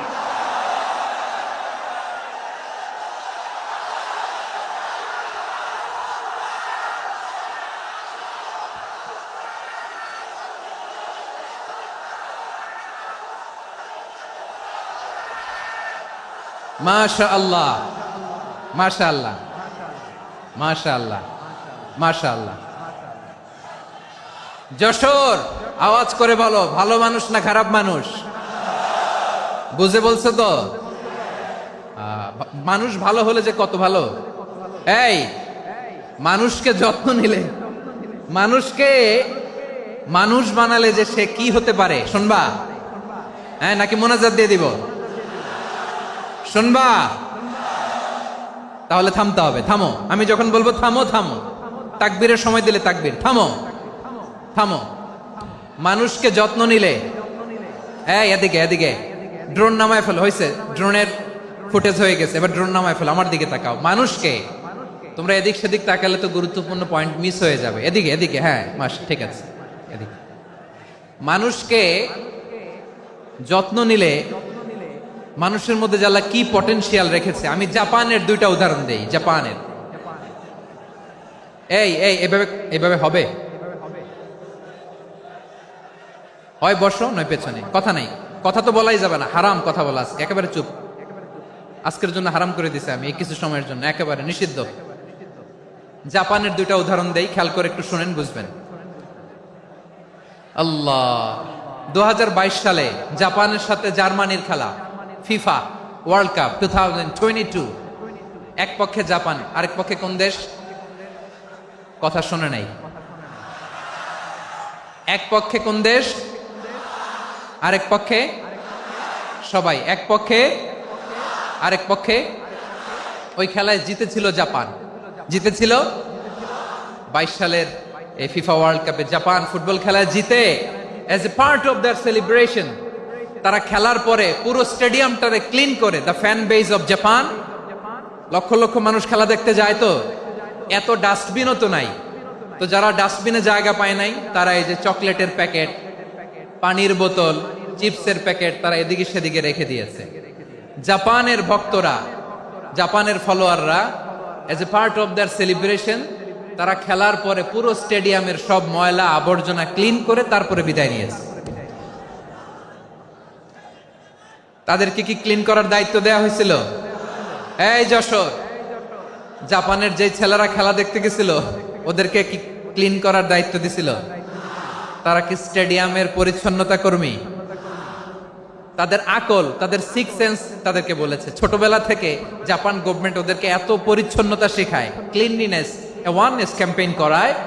ক্লাসে আমি দেখেছি, ক্লাসে নিজের বেঞ্চ নিজে মুছে, ক্লাসের মাঝখানে একটা সময় দেয়, নিজের টেবিল নিজে মুছে, নিজের ক্লাসরুমটা নিজে পরিষ্কার করে। রাস্তাঘাটে একটা ধুলা নাই, ময়লা নাই, একটা টিস্যু নাই। খেলার পরে গোটা বিশ্বকে তাক লাগিয়ে দিয়েছে। জাপানের ফ্যানরা সবার রেখে যাওয়া গার্বেজ, টিস্যু, বোতল পরিষ্কার করে তারপরে স্টেডিয়াম থেকে বিদায় নিয়েছে। আমরা কেন এমন হইতে পারলাম না? আমরা কেন এমন হইতে পারলাম না? জাপানের যারা এগুলো করছে, ওদের 3টা করে চোখ না? চোখ তো 3টা, জাপানো লাগো।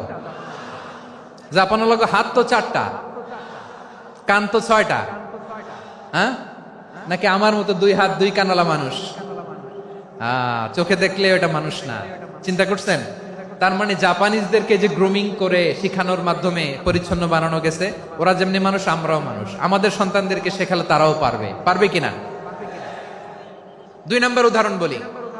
চট্টগ্রাম ফেনীতে যারা গিয়েছেন, মেঘনা গোমতী ব্রিজ প্রকল্প নাম শুনছেন? মেঘনা একটা ব্রিজ পার হওয়া লাগে। এই মেঘনা গোমতী, এখানে 3টা ব্রিজ, কাঁচপুর সহ এই 3টা ব্রিজের নির্মাণ কাজ, রেনোভেশনের কাজ দেয়া হয়েছিল জাপানের একটা কোম্পানিকে। কাকে? জাপানের কোম্পানি নির্মাণ শেষে 738 কোটি টাকা বেঁচে গেছিল, এটা গভর্নমেন্টের হাতে দিয়ে তারা বিদায় নিয়েছে।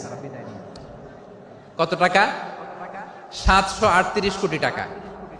যত প্রাক্কলিত ব্যয় নির্ধারণ করা হয়েছে সব টাকা সরকার, তৎকালীন সরকার 2019-এর সরকার, কারা ছিল তো জানেন? এই 2019-এর সরকার তাদেরকে দিয়েছে।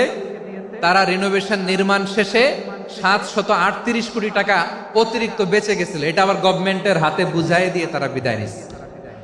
আমরা কেন এমন হইতে পারলাম না? জাপানের ওরাও মানুষ, আমরাও মানুষ, তার মানে মানুষে মানুষে পার্থক্য আছে না নাই?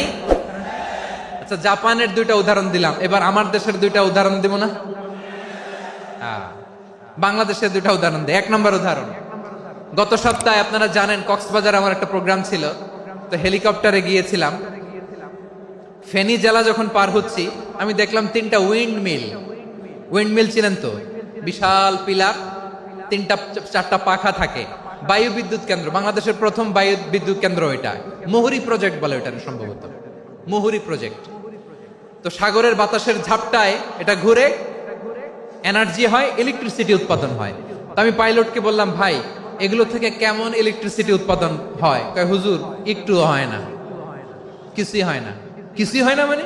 বলে হুজুর বাংলাদেশে যত উইন্ডমিল আছে এটার পাখা একটাও ঘুরে না। আল্লাহ, বলেন কি? তাহলে এই যে কোটি কোটি টাকা ব্যয় করে যে উইন্ডমিল, কয় হুজুর ভিতরে ফিটফাট, উপরে ফিটফাট, ভিতরে সদরঘাট।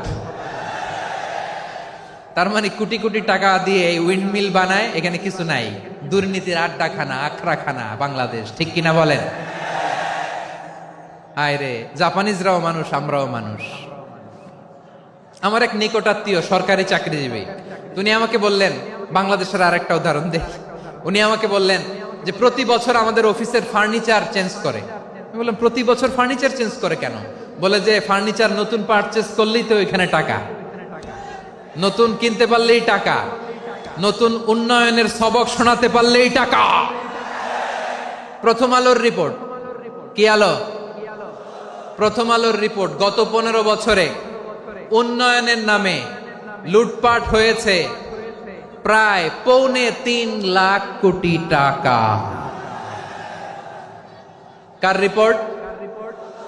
আমাদের বানানো কথা, প্রথম আলোর রিপোর্ট।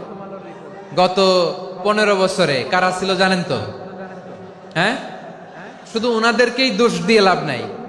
স্বাধীনতার পর থেকে শুধু শাসকের হাত বদল হয়েছে, আমরা কিছু পাই নাই, ঠিক কিনা বলেন?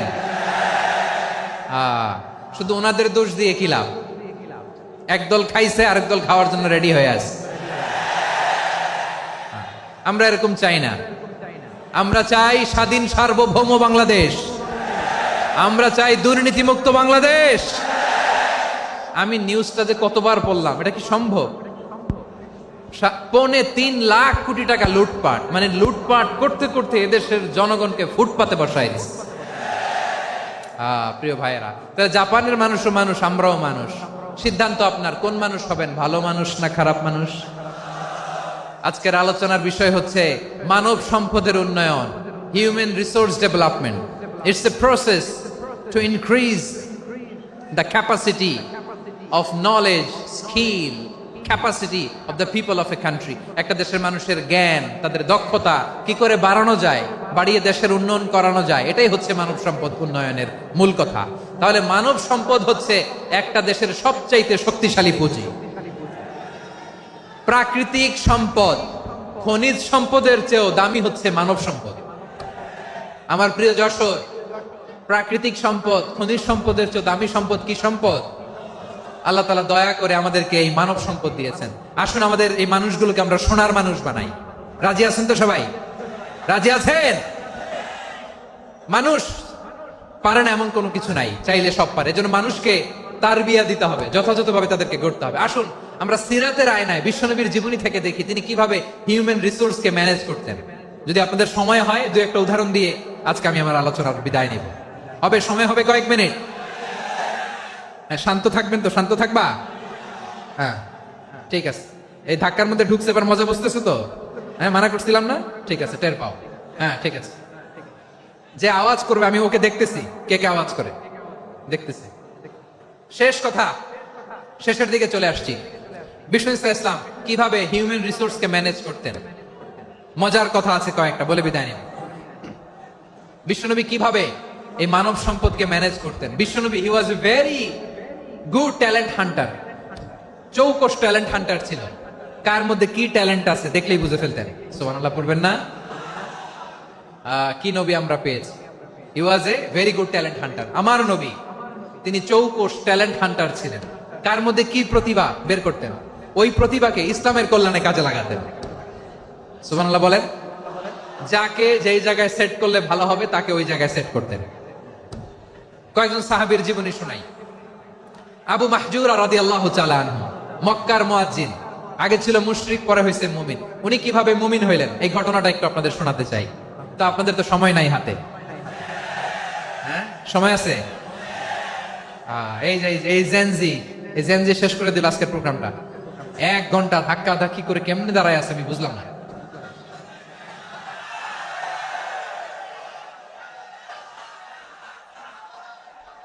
না না, তাকবির না, চুপ করতে হবে। What I need you stop, just shut up, চুপ। হ্যাঁ ঠিক আছে, এভাবে। আবু মাহজুরা রাদিয়াল্লাহু তাআলা আনহু কিভাবে মুসলিম হলেন আওয়াজ করে শুনেন। হুনাইনের যুদ্ধ 8ম হিজরি, বিষ্ণু ইসলাম হুনাইনের যুদ্ধ শেষে ফিরতেছেন। পথিমধ্যে বেলাল রাদিয়াল্লাহু তাআলা আনহু, এই যে আবার কথা, আই রে আল্লাহ রে, এখানে ধাক্কা ধাক্কি কেন? চলে যাও, পেছনে যাও, পেছনে যাও। কি আজীব তামাশা! যেখানে যায় এখানে ধাক্কা ধাক্কি, মারামারি, গায়ের উপরে, কাঁধের উপরে, শাউটিং। অনেক গুরুত্বপূর্ণ কথা পয়েন্ট করে নিয়ে আসে যে বলবো, এই শাউট করার কারণে প্রোগ্রামটাই নষ্ট করে দেয়। আসছে আমার ভালোবাসা দেখাইতে, প্রোগ্রামটাই শেষ করে দিয়ে চলে যায়। স্টপ,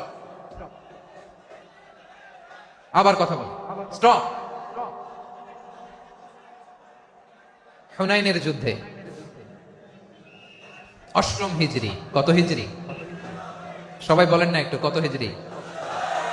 8ম হিজরিতে হুনাইনের যুদ্ধে রাসূল সাল্লাল্লাহু আলাইহি ওয়াসাল্লাম ফিরে আসতেছেন মদিনায়। পথিমধ্যে বেলাল রাদিয়াল্লাহু তাআলা আনহু আযান দিচ্ছেন। কি দিচ্ছেন? তো পাশে ছিল মুশরিকদের একটা পল্লী, কিছু মুশরিক তরুণ, কিছু অমুসলিম কিশোর, তারা আজানকে ব্যঙ্গ করতেছে। আমাদের বাংলায় মুখ ভেঙ্গানো বলে আর কি। বেলাল রাদিয়াল্লাহু তাআলা আনহু আজান দিচ্ছেন, ওই বাচ্চাগুলো মুশরিক, তো ওরা আজানকে ব্যঙ্গ করতেছে, বিকৃতি করে ওরাও আজান দিচ্ছে। উদ্দেশ্য হচ্ছে আজানকে নিয়ে ঠাট্টা করা। উদ্দেশ্য কি? ঠাট্টা করা। ব্যাপারটা মনে কষ্ট পাওয়ার মতো ব্যাপার না? কিন্তু বিশ্বনবী ওইখানে দেখেন কি খুঁজলেন। বিশ্বনবী খেয়াল করলেন অমুসলিম কিশোরদের মধ্য থেকে একটা কিশোরের গলাটা বড় দরাজ গলা, কণ্ঠটা বড় সুন্দর। খেয়াল করে দেখলেন যে কিছু কিশোর বেলালের আজানকে ব্যঙ্গ করে, বিকৃতি করে, কিন্তু একজনের কণ্ঠ দেখতে পাচ্ছেন না এত দূরে, কিন্তু কণ্ঠটা বড় সুন্দর, দরাজ গলা। বিশ্বনবী সাহাবীদেরকে বললেন, ধরো এগুলারে, ধরো। সবগুলারে ধরে বিশ্বনবীর সামনে আনা হলো। ওরা হাঁটু গেড়ে বসলো। বিশ্বনবী বললেন, তোমাদের মধ্যে কে যেন ব্যঙ্গ করে আজান দিচ্ছিল, তার গলাটা বড় উঁচু, গলার বেসটা বড় মজবুত, মেলোডিয়াস, সুমধুর কণ্ঠ, কে? আবু মাহজুরা বলে, আমার বন্ধুরা সবাই আমার দিকে আঙ্গুল দেখায়, আমি পড়ে গেছি বিপদে। রাসূল সাল্লাল্লাহু আলাইহি ওয়াসাল্লাম বাকি অমুসলিম তরুণদেরকে ছেড়ে দিলেন, বললেন তোমরা যাও। এবার আবু মাহজুরারে পাইছে। আবু মাহজুরার চুলের মধ্যে হাত দিলেন বিশ্বনবী, মাথায় হাত দিয়ে বললেন, এবার আজান দাও দেখি। আবু মাহজুরা বলে, আমি তো আজান দিতে জানি না, কারণ আমি তো বেলালেরটা শুইনা দিছি, আমার তো মুখস্থ নাই, আমি তো আজান দিতে জানি না। বিশ্বনবী বললেন, জানো না? তাহলে আসো আমি তোমারে শিখাই দেই। সুবহানাল্লাহ পড়েন। আবু মাহজুরা হাঁটু গেড়ে বসে, বিশ্বনবীর মুবারক হাত আবু মাহজুরার চুলের মধ্যে। বিশ্বনবী আজানের মুআল্লিম আবু মাহজুরাকে বলতেছে, ঠিক আছে তোমারে শিখাই দিচ্ছি, আমি যা যা বলবো আমার সাথে সাথে বলো, পারবা? আবু মাহজুরা বলে, পারবো। বিশ্বনবী আজান দিচ্ছেন মাথায় হাত দিয়ে, আল্লাহু আকবার, আল্লাহু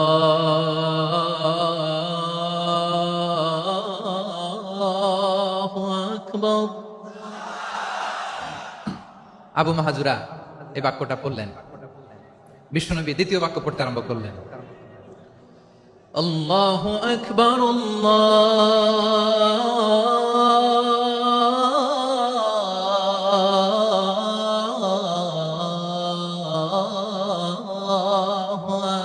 আকবার।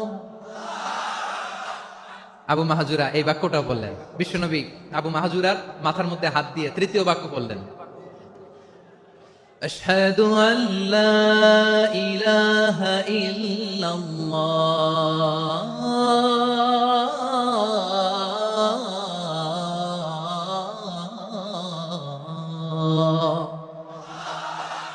আবু মাহাজুরা তৃতীয় বাক্য পড়লেন। বিশ্বনবী একটা বাক্য পরে আবু মাহাজুরা পরে, বিশ্বনবী পরে আবু মাহাজুরা পরে। আবু মাহাজুরা কিন্তু অমুসলিম, মুশরিক। আবু মাহাজুরা বলে, এক একটা বাক্য পড়ি আমার কলিজাটা গলে ঠান্ডা হয়ে যায়। এতদিন মোহাম্মদকে গালি দিতাম, এখন মোহাম্মদ আমার মাথায় যখন হাত রাখছে আমার সারা শরীর ঠান্ডা হয়ে গেছে। বিশ্বনবী আজান শিখাচ্ছেন, একটা একটা বাক্য পড়ে আবু মাহাজুরাও পড়ে, বিশ্বনবী পড়ে আবু মাহাজুরাও পড়ে। পুরো বাক্যগুলো যখন শেষ, আজান শেষ, আবু মাহাজুরাও যখন পুরো আজান পড়লেন, আবু মাহাজুরা বললেন, এতদিন মোহাম্মদের চেহারা দেখলে আমার ঘৃণা লাগতো, আজ থেকে মোহাম্মদের চেহারার চেয়ে প্রিয় চেহারা আমার কাছে নাই।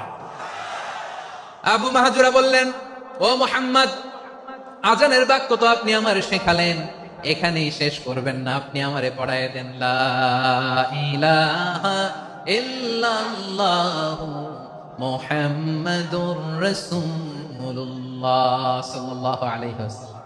বিশ্বনবীর সাথে দাঁড়িয়ে উনি শাহাদা পড়ে মুসলমান হয়ে গেলেন। এবার আবু মাহাজুরা বলে, ইয়া রাসূলুল্লাহ, ইয়া হাবিবাল্লাহ, আমি মুমিন হয়েছি, মুসলমান হয়েছি, আপনার কাছ থেকে আজান শিখার সৌভাগ্য আমি লাভ করেছি নবী। আমার কণ্ঠের বড় তারিফ করেছেন আপনি, আমার আজানকে আপনি পছন্দ করেছেন। একটা জিনিস আপনার কাছে চাই, আপনি আমাকে মক্কার মসজিদুল হারামের মুয়াজ্জিন হিসেবে অ্যাপয়েন্ট করে দে। বিষ্ণু ইসলাম বললেন, যাও আবু মাহজুরা, আমি তোমাকে পৃথিবীর শ্রেষ্ঠতম মসজিদ মক্কার মসজিদুল হারামের মুয়াজ্জিন হিসেবে অ্যাপয়েন্ট করে দিলাম। দেখছেন কিভাবে ট্যালেন্ট হান্টিং করতে হয়, কিভাবে হিউম্যান রিসোর্স মানব সম্পদকে ব্যবহার করতে হয়। আসছিল আজানকে ভেঙাইতে, আসছিল কেন? আজানকে ব্যঙ্গ করার জন্য, বিকৃত করার জন্য। আজানকে বিকৃত করতে যে ইসলামের সবচেয়ে শ্রেষ্ঠ মসজিদের মুয়াজ্জিন হয়ে গেল। পড়েন সুবহানাল্লাহ। হযরত আবু মাহজুরা রাদিয়াল্লাহু তাআলা আনহু ওনার এই সুরলিত কণ্ঠ ব্যবহার করে মসজিদুল হারামে এত সুন্দর করে আল্লাহু আকবার বলে আজান দিতেন, মানুষগুলোর, মুসল্লিগুলোর, মক্কাবাসীর হৃদয়কে তিনি বিগলিত করে দিতেন, মানুষের হৃদয়কে ঠান্ডা হয়ে যেত। শুধু এখানেই শেষ না আমার যশোরের ভাইয়েরা, বিশ্বনবী যখন সাইয়েদনা আবু মাহজুরা রাদিয়াল্লাহু তাআলা আনহুকে আজান শিখাচ্ছিলেন, বলেন তো বিশ্বনবীর হাতটা কোথায় ছিল? আবু মাহজুরার মাথার সামনে, এই চুলের উপরে ছিল। আবু মাহজুরা ওই স্মৃতিটাকে ধারণ করবার জন্য, ওই স্মৃতিকে বহন করার জন্য বিশ্বনবীর মোবারক হাত আবু মাহজুরার কপালের চুলের যেই জায়গায় লেগেছে, মৃত্যুর আগের দিন পর্যন্ত আবু মাহজুরা মাথার ওই চুলে কোনোদিন ছুরি আর কামার লাগায় নাই, সেখানে কেচি লাগায় নাই, চুলের মধ্যে খুর লাগায় নাই।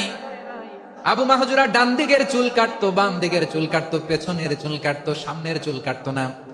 আবু মাহজুরা রাদিয়াল্লাহু তাআলা আনহুর সামনের চুলগুলো বড় হতে হতে যখন এত বড় হয়ে যায়, তিনি চুলগুলো পেঁচিয়ে মাথার মধ্যে রাখতেন, তারপরে তিনি পাগড়ি পরতেন। সবাই জিজ্ঞেস করতো, আবু মাহজুরা, এটা আবার কেমন স্টাইল? দেখতে তোমার কি বিদঘুটে লাগে? কেমন অড লাগে? কেমন খারাপ দেখা যায়?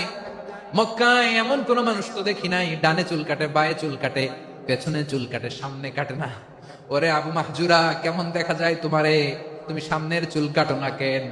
আবু মাহজুরা বলে, আমি হাঁটু গেড়ে পেয়ারা নবীর সামনে বসেছিলাম, আমার এই মাথার চুলের মধ্যে মুবারক হাত লাগিয়ে বিশ্বনবী নিজে আমাকে আজানের প্রতিটা বাক্য শিক্ষা দিয়েছেন। বিশ্বনবীর মুবারক হাত, পবিত্র হাত আমার মাথার চুলের যে জায়গায় লেগেছে, আমি চাই ওই চুলগুলা নিয়ে আমি আমার কবরের ভিতরে যাব।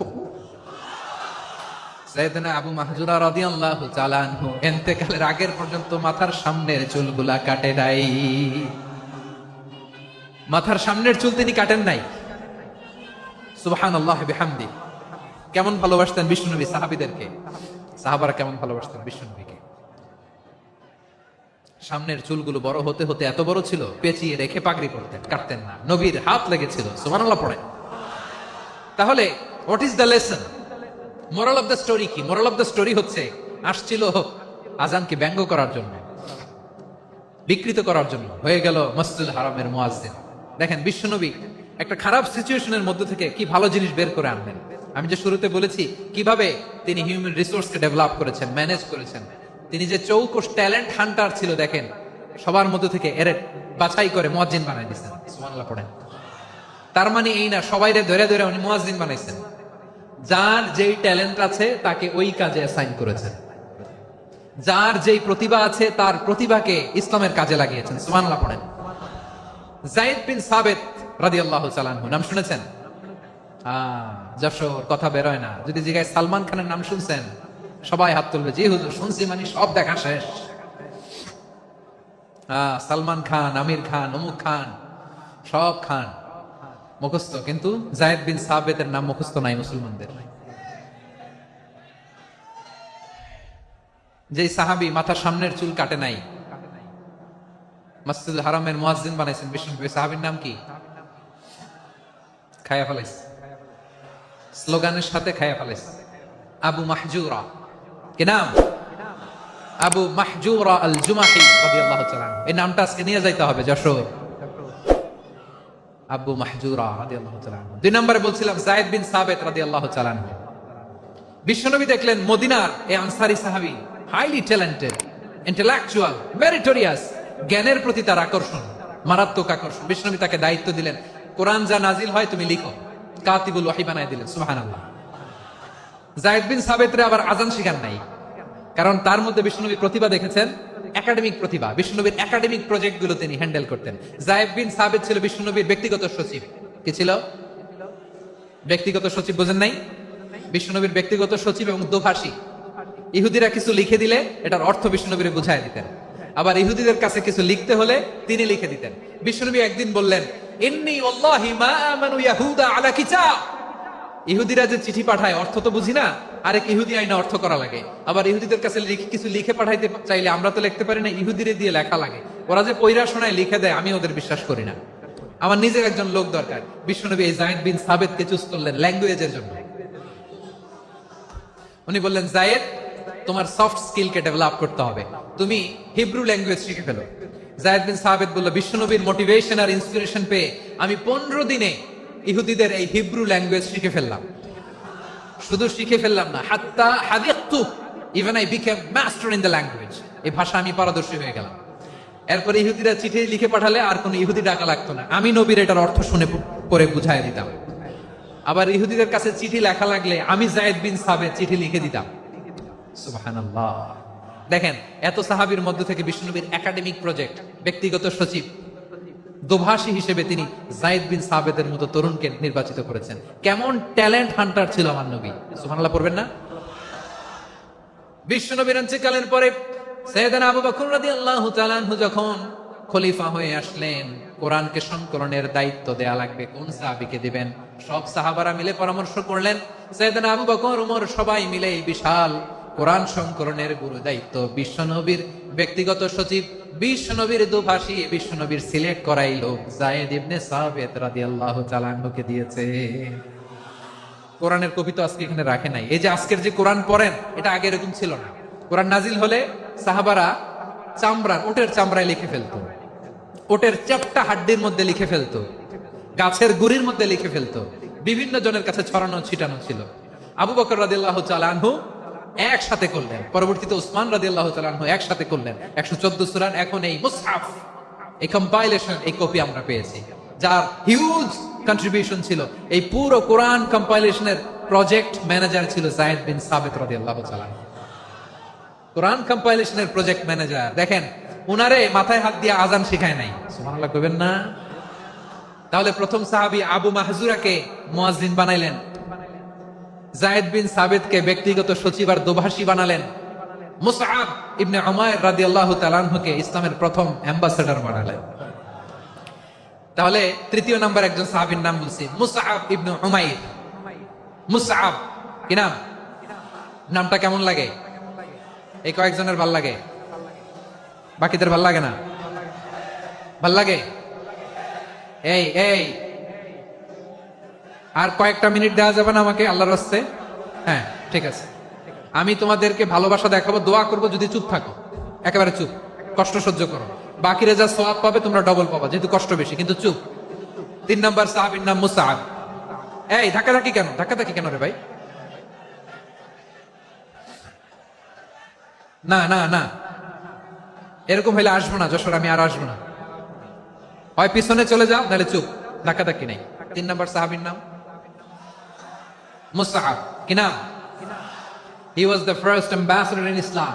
ইসলামের প্রথম ডিপ্লোম্যাট, প্রথম কূটনৈতিক, ইসলামের প্রথম কূটনৈতিক, ইসলামের প্রথম ডিপ্লোম্যাট, প্রথম অ্যাম্বাসেডর মুসআব ইবনে উমাইর।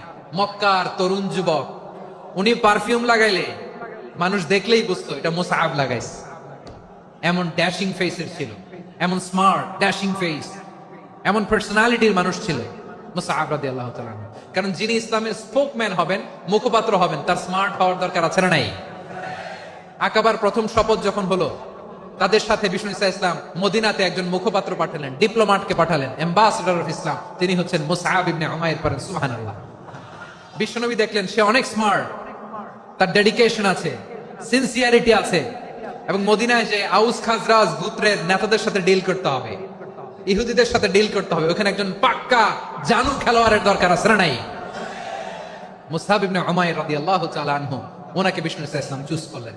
এবং বিষ্ণু ইসা ইসলামের এই চুজিংটা, এই সিলেকশনটা এত সুন্দর ছিল, তিনি মদিনাতে যে বিশ্বনবী আসার আগেই মদিনার জমিনকে তিনি উর্বর করে ফেলছেন। প্রতিটা ঘরে ঘরে কালিমার দাওয়াত তিনি পৌঁছায় দিয়েছেন। জুমার বিধান নাজিল হয়েছে, কিন্তু মক্কায় পরিবেশ নাই জুমা পালনের। বিষ্ণু ইসা ইসলাম একজনকে দিয়ে খবর পাঠালেন, যাও মদিনায় মুসাবকে যেয়ে বলো, মুসাব তো আমার শিক্ষক, আমার স্পোকম্যান, মদিনাতে যেন তারা জুমা কায়েম করে। বিশ্বনবীর আগেই মুসাব মদিনার মুসলিমদেরকে নিয়ে মদিনায় প্রথম জুমা কায়েম করে ফেলছে। সুবহানাল্লাহ। ডিপ্লোম্যাটদের কেমন হইতে হয়, অ্যাম্বাসেডারের কেমন হইতে হয়, মুসআব রাদিয়াল্লাহু তাআলা আনহুর কাছ থেকে শিখে নাও। মুসআব নামটা কেমন লাগে? যশোর যাদের সন্তান হবে, ছেলে সন্তান, আমার রাস্তায় পাইলে সবাই জিজ্ঞেস করে, হুজুর একটা নাম দেন, আমার ছেলে হবে। যশোরবাসীর জন্য আমি একটা নাম দিয়ে দিলাম, নাম রাখতে হবে মুসআব। কি নাম? নামটা যাদের ভাল লাগে, ছেলে সন্তান অনাগত আসবে, মনে চাইলে নাম রেখে দিবেন মুসআব রাদিয়াল্লাহু তাআলা আনহুর নামে মুসআব। তাহলে মুসআব রাদিয়াল্লাহু তাআলা আনহুকে বিশ্বনবী ল্যাঙ্গুয়েজ শিখান নাই, সফট স্কিল শিখান নাই। যায়েদ রাদিয়াল্লাহু, তিনি হিব্রু ল্যাঙ্গুয়েজ শিখেছেন, সুরিয়ানি শিখেছেন, কিন্তু মুসআবকে তিনি বানিয়েছেন the spokesman of Islam, the first diplomat, the ambassador of Islam. সুবহানাল্লাহ পড়বেন না? আব্দুল্লাহ ইবনে আব্বাস রাদিয়াল্লাহু তাআলা আনহু, বিশ্বনবীর কাজিন, চাচাতো ভাই। আবার মাইমুনা রাদিয়াল্লাহু তাআলা আনহু, মাইমুনা নবীর স্ত্রী, তিনি ছিলেন আব্দুল্লাহর আপন খালা। তো নবীর বউ যদি ওনার খালা হয়, নবী তার কি? বুঝে নাই, নবী তার কি? খালু।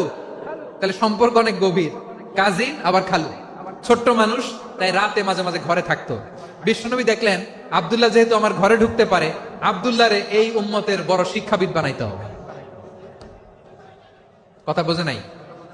আব্দুল্লাহকে কি বানাইতে হবে? শিক্ষাবিদ, এডুকেটর অফ দিস উম্মাহ, এই উম্মার শিক্ষাবিদ বানাইতে হবে। তাই আব্দুল্লাহ ইবনে আব্বাসকে বিশ্বনবী হাতে কলমে শিক্ষা দিয়েছেন। আহারে, আর এরপরে যে কি ভাষা আসবে তোমাদের জন্য আমার মুখ থেকে আমি নিজেও জানি না, আমি নিজেও জানি না। 1 ঘন্টা যাব ধাক্কা ধাক্কি মারামারি। তো আসতে বলছে কে তোমাকে? পেছনে চলে যাও, জায়গা না পেলে।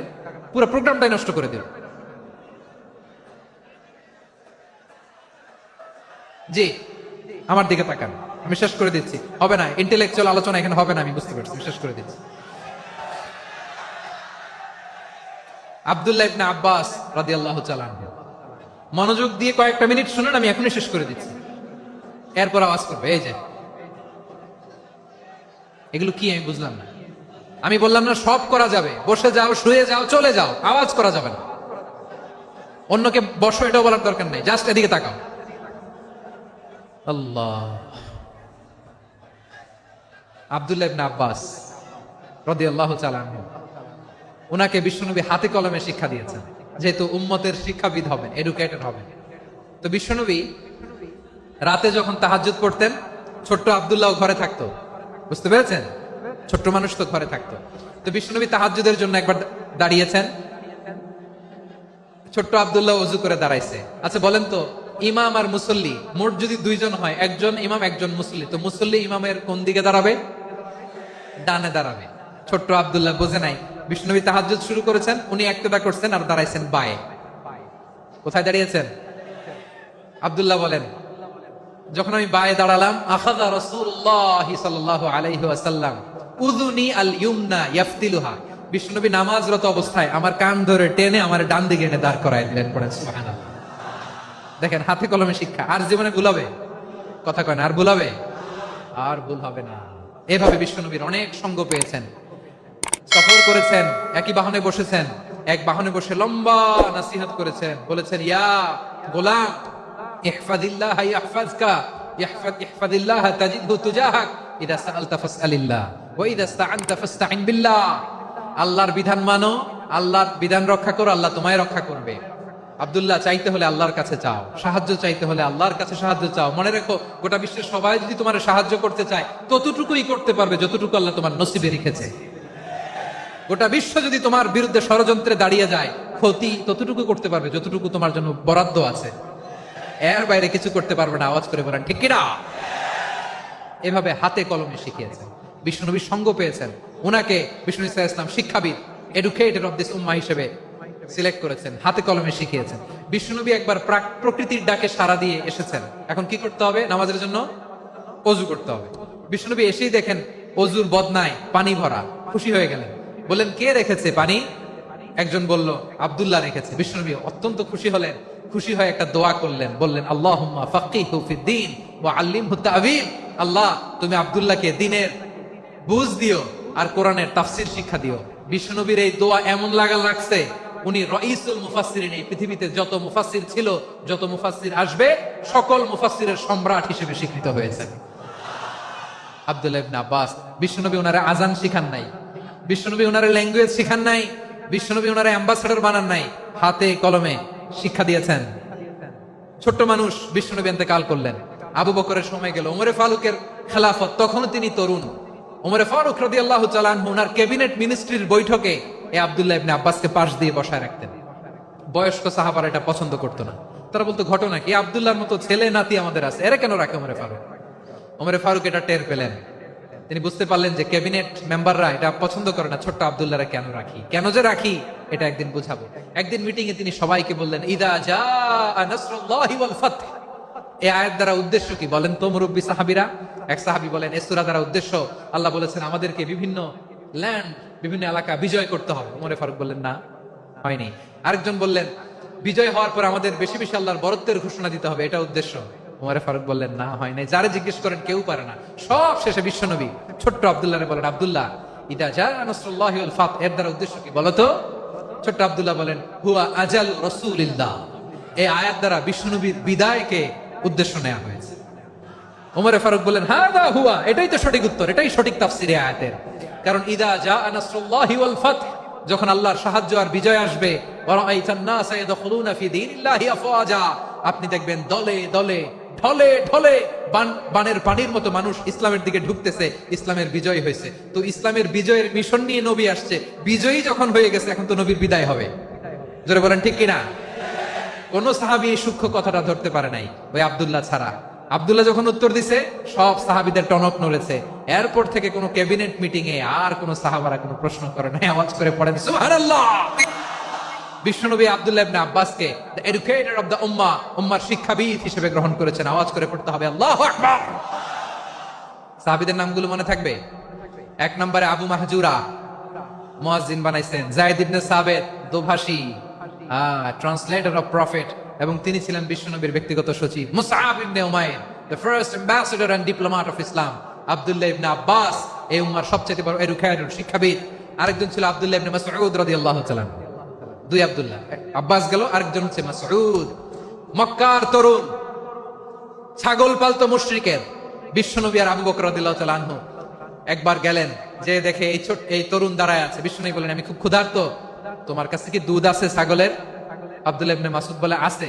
ওয়ালাকিন আনা মু'তামান, কিন্তু যে দুধ আছে এটা আমানতের, আমি দিতে পারবো না। বিশ্বনবী এইটা শুনেই তার টার্গেট করে ফেলছে। আনা মু'তামান, দুধ আছে, কিন্তু এটা আমার মালিকের, আমি তো দরদ দেখাই, আমার মালিকের দুধ আপনি পথিক, আপনারা দিতে পারি না। বিশ্বনবী টার্গেট করে ফেলছেন, এরে আমার কাজে লাগাইতে হবে।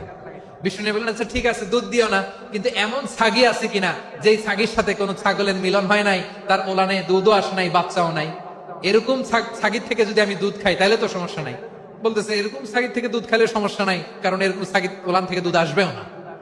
বলতেছে ঠিক আছে, এরকম একটা ছাগি নিয়ে আসা হলো। বিশ্বনবী বিসমিল্লাহ বলে ওই ছাগির ওলানে হাত দিলেন। হাত দিতে দেরি, পুরো ওলানটা দুধে ভরে যেতে দেরি হয় না। বিশ্বনবী আর আবু বকর রাদিয়াল্লাহু তাআলা আনহু দহন করে পেট ভরে খেলেন। এই দৃশ্য আব্দুল্লাহ ইবনে মাসউদের হৃদয়ে দাগ কাটলো। এই মুজিজা দেখে তিনি বললেন, আশহাদু আল্লা ইলাহা ইল্লাল্লাহ ওয়া আশহাদু আন্না মুহাম্মাদুর রাসূলুল্লাহ। তিনি ষষ্ঠ মুসলিম ছিলেন, 6 নম্বর মুসলমান।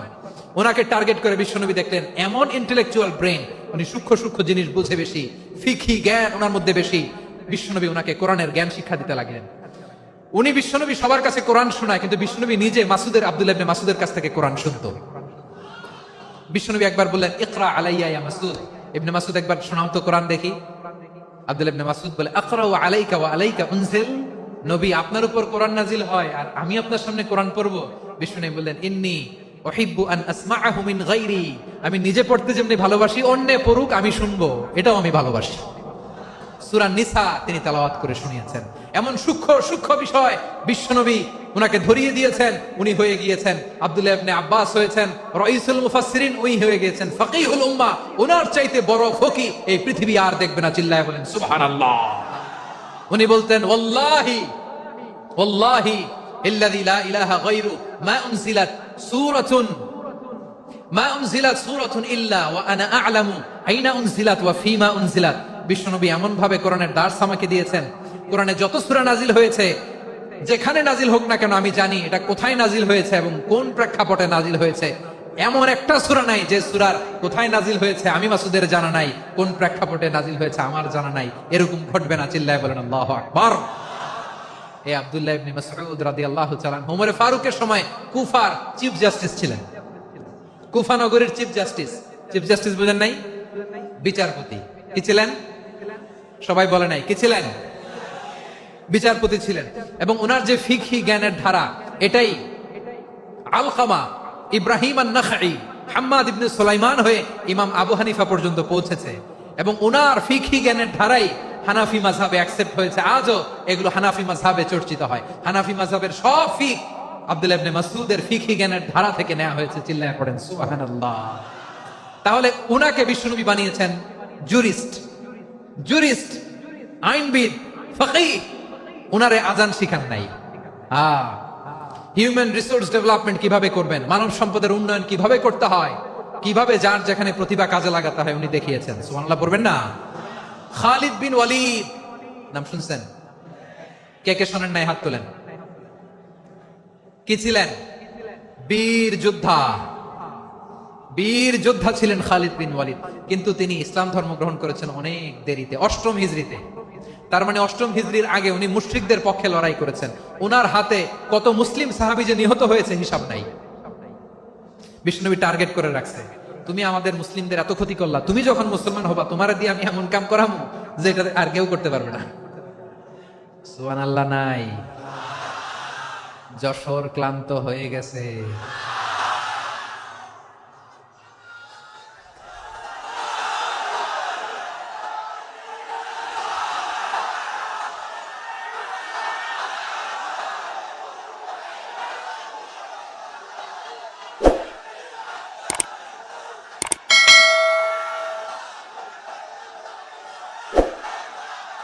মাশাআল্লাহ। বসুন। খালিদ বিন ওয়ালিদ রাদিয়াল্লাহু তাআলা 8ম হিজরিতে মুসলিম হয়েছেন, মক্কা বিজয়ের আগে। তো মক্কা বিজয়ের আগে যখন মুসলিম হয়েছেন, এর আগে কি করছেন? কাফিরদের সাথে যুদ্ধ করেছেন। উনি উহুদের যুদ্ধে মুসলমানদের যে পরাজয় ভাব, কঠিন পরিস্থিতির মুখোমুখি উনার কারণে পেছন থেকে এমন আতর্কিত আক্রমণ করেছেন, মুসলমানদেরকে কচুকাটা করেছেন। 8ম হিজরিতে আল্লাহ তাআলা হেদায়েতের নূর দিয়ে ওনার হৃদয়টাকে উজালা করে দিলেন। লা ইলাহা এটা এমন বাণী যার হৃদয় একবার টাচ খাবে, এইটা থেকে সে আর পালিয়ে বেড়াতে পারে। ঝিনুকের ভেতর লুকিয়ে থাকে যেমন মতি, ঝিনুকের ভেতর লুকিয়ে থাকে যেমন মতি, কলমা শাহাদাতে আছে আল্লাহর জ্যোতি, কলমা শাহাদাতে আছে আল্লাহর জ্যোতি। ঠিক কিনা বলেন? মক্কা বিজয়ের আগে মুসলিম হলেন, হওয়ার পরে বিশ্বনবীর টার্গেট ফুলফিল হলো। ওই যে টার্গেট করে রেখেছেন আর দোয়া করেছেন, খালিদ বিন ওয়ালিদ যদি মুসলিম হয় তাকে আমি মিলিটারি চিফ বানাবো।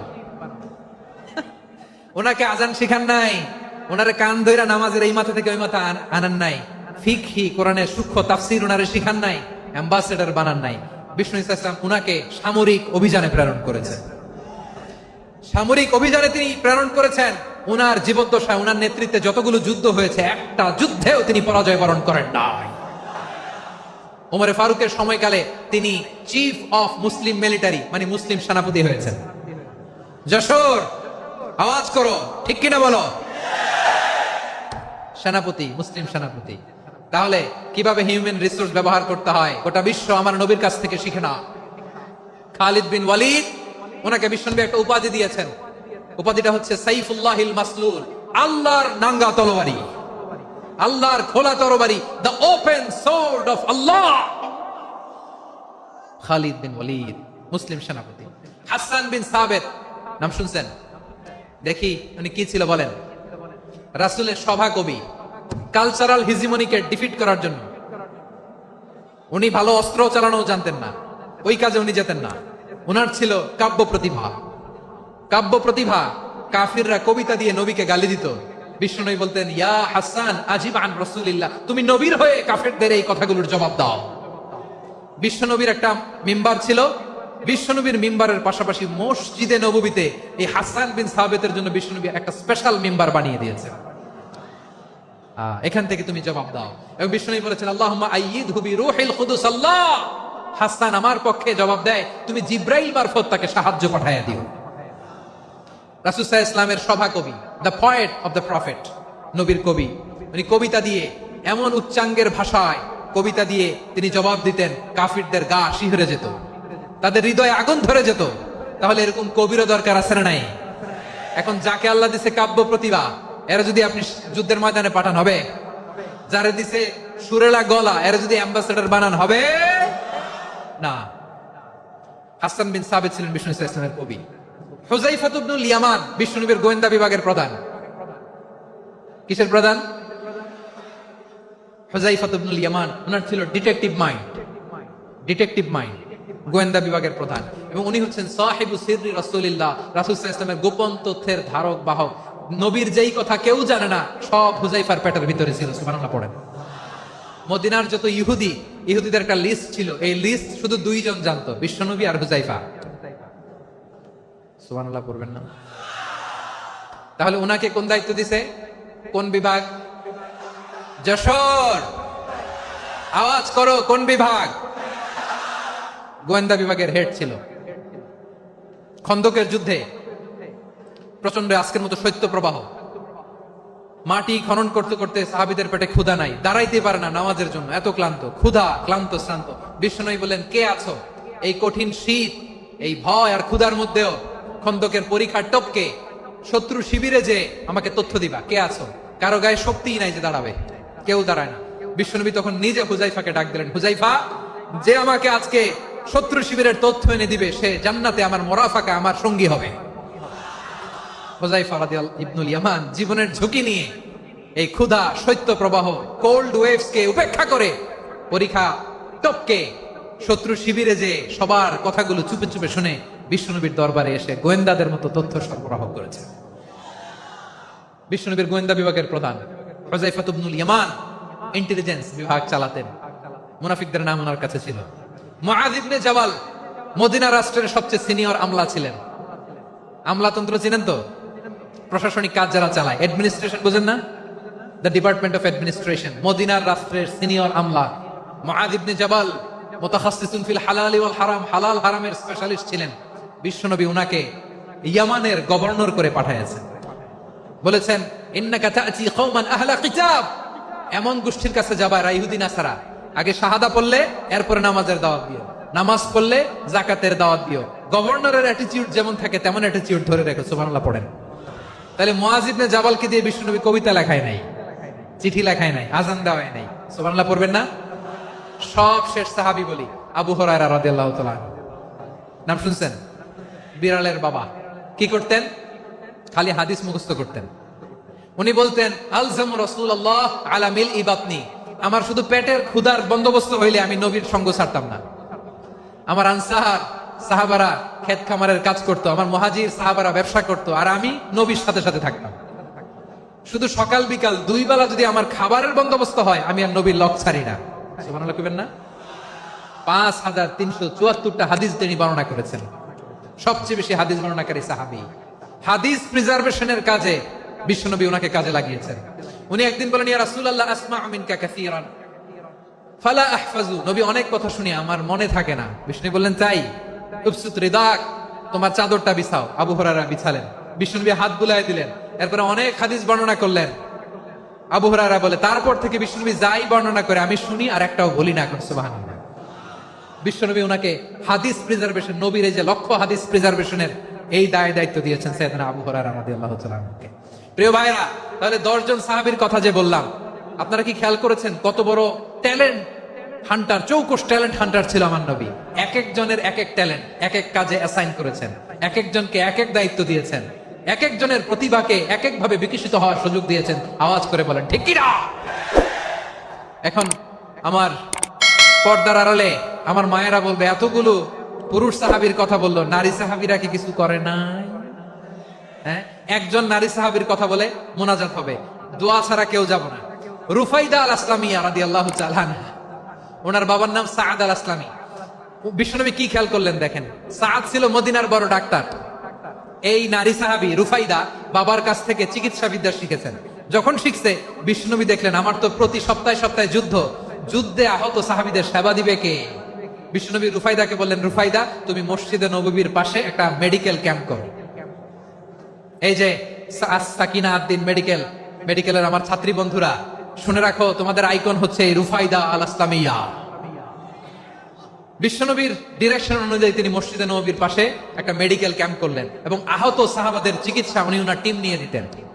বিশ্বনবীর পরামর্শে উনি আনসারি এবং মুহাজির মহিলা সাহাবীদেরকে নিয়ে একটা স্পেশাল মেডিকেল টিম গঠন করলেন।